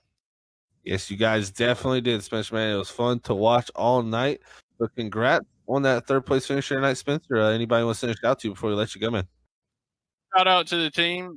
Evan probably could have passed me there, and we could have battled, but that wouldn't have been the best decision for the team. And so he kind of took one and took a fourth place. So definitely appreciate that and appreciate him. And thanks to you guys for broadcasting and Tanner and all the guys who put the league on. So appreciate it. Awesome job, Spencer, man. Well, we will catch you next week at Pocono, buddy. But congrats on the third here tonight. All right, that was Spencer Hardison, your third place finisher here tonight, bringing home his first top 5 of the season. So see if he can get some of that momentum rolling on his side of the street. But I tell you what, we got a driver who has momentum. He has been one of the quickest drivers, in my opinion, each and every week in this 15 of Braxton DeWeese. Just unfortunately hasn't been able to hit the victory lane spot yet. But I tell you what, 4 top 5s, he's looked very strong to start the season off. Let's see what he has to say after his second place finish here tonight. Hey, Braxton is back up in the booth, man. You got a copy? Yeah, I do. I tell you what, Braxton, each and every week it continues to be you up here in the top 3, man. I tell you what, 4 top 5s to your name after tonight through the first 5 rounds. Great battle between you and Shane Theory in there. You were able to get there, multiple times to the back bumper, but it just seemed really tough to pass once you got there. Explain to us from the driver's seat what that was like. So he was about 2.8 seconds in front of me, and I pitted a lap after him, so I knew I had a tiny bit of advantage. So I knew if I just took it easy, get up to him, I should be able to catch him if I just took it easy, But it just leveled out, and the tires did, and the dirty air really was really getting me pretty good.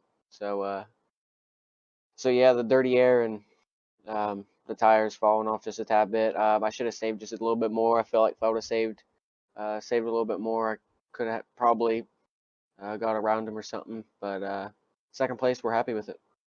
Yeah, definitely. You continue to show strong strides here this season, man. In that 15, it's been each and every week we talk about you in that 15. So you're up there putting on a show for us, man. So like I said, 4 top 5s. That's actually leading the series in that. So you got a great another run here tonight in that 15.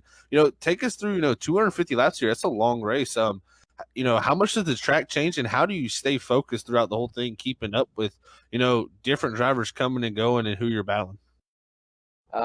It's usually when it goes in the night, the car tends to be able to turn a little bit better. So you're looking forward to that a little bit. More during the day, it was just more of wanting to save. So your tires would be good on the little bit of a longer run. But just trying to be smooth. I guess just keeping up with the track and being smooth with the track. It just plays a really big deal. You can't really burn your tires up with this tire model. So you really got to take it easy and be real easy on all your inputs. So yeah, it's a long race of the year. So it's a little bit of a struggle to run that line 250 times over again, perfectly each time. So you really got to concentrate and try to run that line each time, the correct line, and you just hope for the best. That's right, man. Great insight from yourself there, Braxton, man. Another great finish, like I said, second here tonight. Before we let you go and get ready for next week at Pocono, who you got to get a shout to? I want to thank the family, friends, and all the supporters that tune in and watch me week in, week out. I want to thank all the sponsors, Comfort Air Solutions for being the main sponsor and coming on board. I appreciate them. Also want to appreciate Zimmerman Concrete, Ron's Pizza, Bennett's Publical, Ravenwood Enterprise, Scott Martin, Jeff Schmidt, NASCAR Technical Institute, King Grant Paints, you guys at Freaky Fast Broadcasting, High Five Racing for Let Me Drive the 15, and Tight End Loose Off. Go check him out. He has a YouTube channel. My buddy Tyler Stewksbury. It's all about NASCAR stuff, and it's pretty good. Awesome stuff, Braxton, man. Well, like I said, great finish your night for yourself in second. We will catch you next week at Pocono, buddy, and maybe we'll see you in one spot better in Victory Lane. Yep, we'll try to keep the top 5 going. Awesome stuff, but you have a great night. You too. All right, that was Braxton DeWeese there, your second place finisher here tonight in that 15 machine. But I tell you what, we got our back-to-back winner here, first of the season, multiple-time winner through our first 5 rounds, and it's last season's champion, Shane Therian. So let's see what his thoughts on here tonight. After going, winning at Phoenix last season, he was able to back that up here in 2021. He won the 600K here last season. He was able to back it up again. Let's see what his thoughts are. Hey, Shane, it's Zach up in the booth, man. You got a copy? I got you guys. I tell you what, Shane, up and down night for yourself in that 38th. You're able to start in that 10th position, quickly drove up into that top 5. And then from there, it seems like you had some sort of connection issue that would mire you back, man. But I tell you what, you never gave up and you're able to come back. So describe to us how were you able to mount this comeback here for a win here tonight for 2 in a row? I don't know. First off, the internet connection was so strange. Like it popped up and said I lost internet, so I thought I was being kicked from the server, and then I lost input on my throttle. So I just pulled over to go to pit road to save myself time for when I lagged out and came back in. Then I came back and the caution came out. Got trapped lap down for 130 laps, and then I don't know. I mean, I had the misfortune of my teammates all wrecking there. Tom and Bronson. I didn't have the pace as Tom. I probably had a second place pace, most likely. I don't know. But I just avoided the wrecks and got the yellow. Not when I wanted, but I mean, it happened. And Tom lapped so many cars that it kind of paid off for me when I got the wave around and the caution came out. And then just got the lead. And, I call this package like a game of chess. Once you get the lead, you just hold people in that 3/10, 5/10 behind you in that dirty air, and they can't do anything. Yeah, that's a great point. That's kind of what I was going to bring up. It seemed like Braxton could get to you, but he couldn't do nothing. So, like you said, great. Yeah, I mean, that's a great way to describe it, like a chess game with this dirty air right now with the package we have and all the speed we carry. But man, for 250 laps, you were trapped a lap down for, like you said, for a majority of this race. How do you keep yourself calm, cool, and collected? To know, hey, I got time with the extra distance of tonight's race. Was that something you were telling yourself throughout this whole entire race? For the most part, yeah. I mean, I wanted a caution, but I didn't want my teammates to get screwed. So I was hoping if I did have a caution, it was when everyone had pit and I got my lap back by staying out longer. But it still paid off. But yeah, I just kept my composure, and then once I realized I figured the caution wasn't going to come out, I was just going to drive through the field and see what I had on pace. And I got all the way up to 7th, 8th on the track. What would have been if I was on the lead lap? And then I realized that, man, if I got on the lead lap, I'd have a shot at this. And then just kept my composure, and it paid off. You definitely did, man. I tell you what, going back to back here early in the season, first multiple winner of the season too. So you're getting it rolling yourself in that 38, man. How you gonna feel about going into Pocono? You think you can pull off possibly 3 in a row? I love Pocono, so there's a very good chance. I mean, I lost last season there.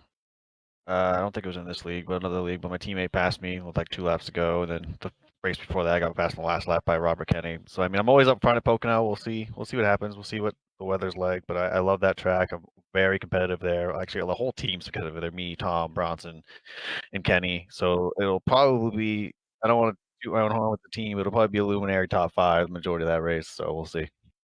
That'd be great to see for yourself and your team, man. But a great race again here tonight, bringing home that second win of the season and second in a row. So congrats on that, Shane. Before we let you go and celebrate, man, and get ready for Pocono next week, anybody want to send a shout to? Yeah, I want to shout out to my teammates. It sucks for Bronson and Tom. I know Tom dominated this race. E-car to beat, and then of course my sponsor, Eva Controllers, and then you got G Fuel. Bronson's got Cineplex. Sim Speed Shop, all those guys, and then Player One Coffee, and then you guys were broadcasting. I had to switch over to Facebook at some point when I had time because the race kept going green. I was like, I can't do this. But I switched it over, and then of course, the Adrenaline guys were letting me back. It's probably my last season, so hopefully I go back-to-back championships to end my time here.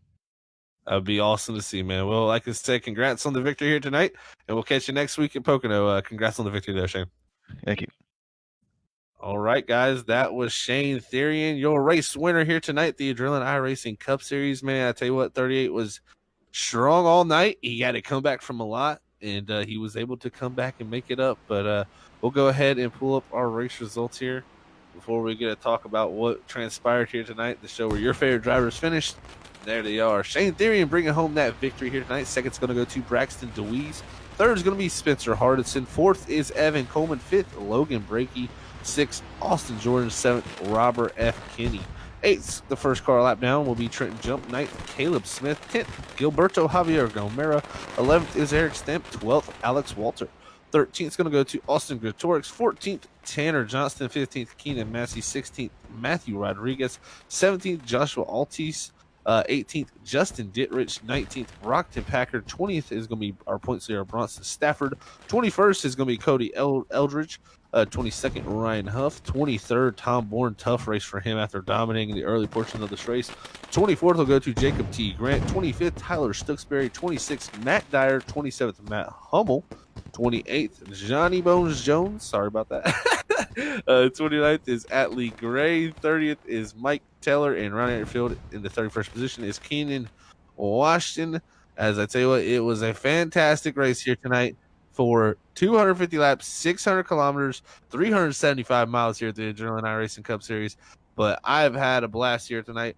Lee took the early road home tonight as he has to get up bright and early, so he had to leave the Charlotte Motor Speedway here, get ready for that, and get himself into bed. But he wanted to thank all you fans for tuning in, and he had a great time up here in the booth, and so did I. So thank you all for tuning in. We had some unfortunate YouTube issues. We can hopefully get that maybe fixed out here one of these days. As you know, the internet gods don't like to play with us sometimes here in the streaming world. So unfortunate for there, but thank you all for tuning in on Facebook.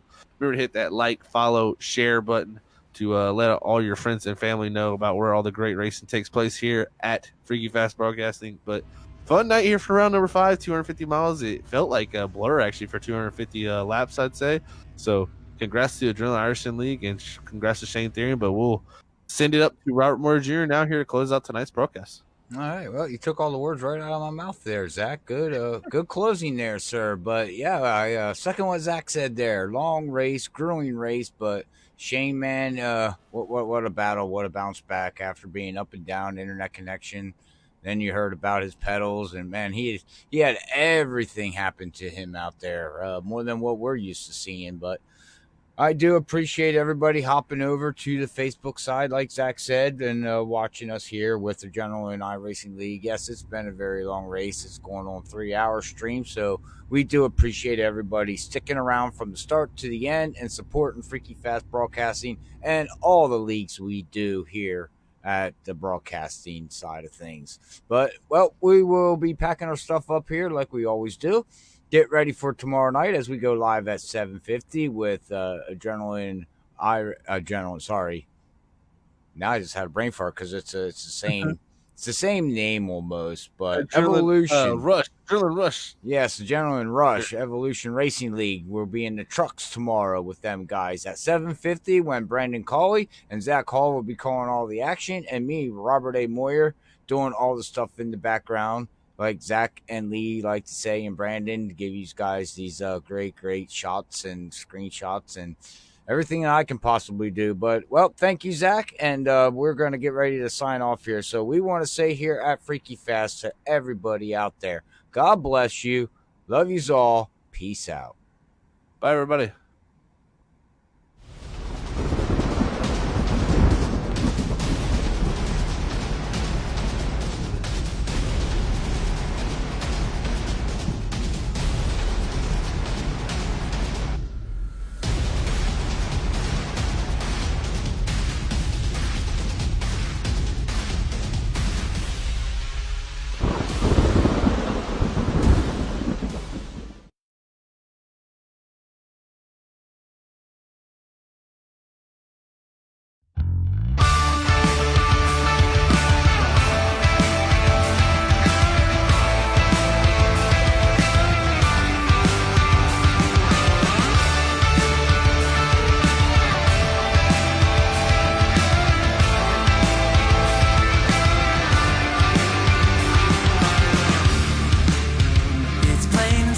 dear. I still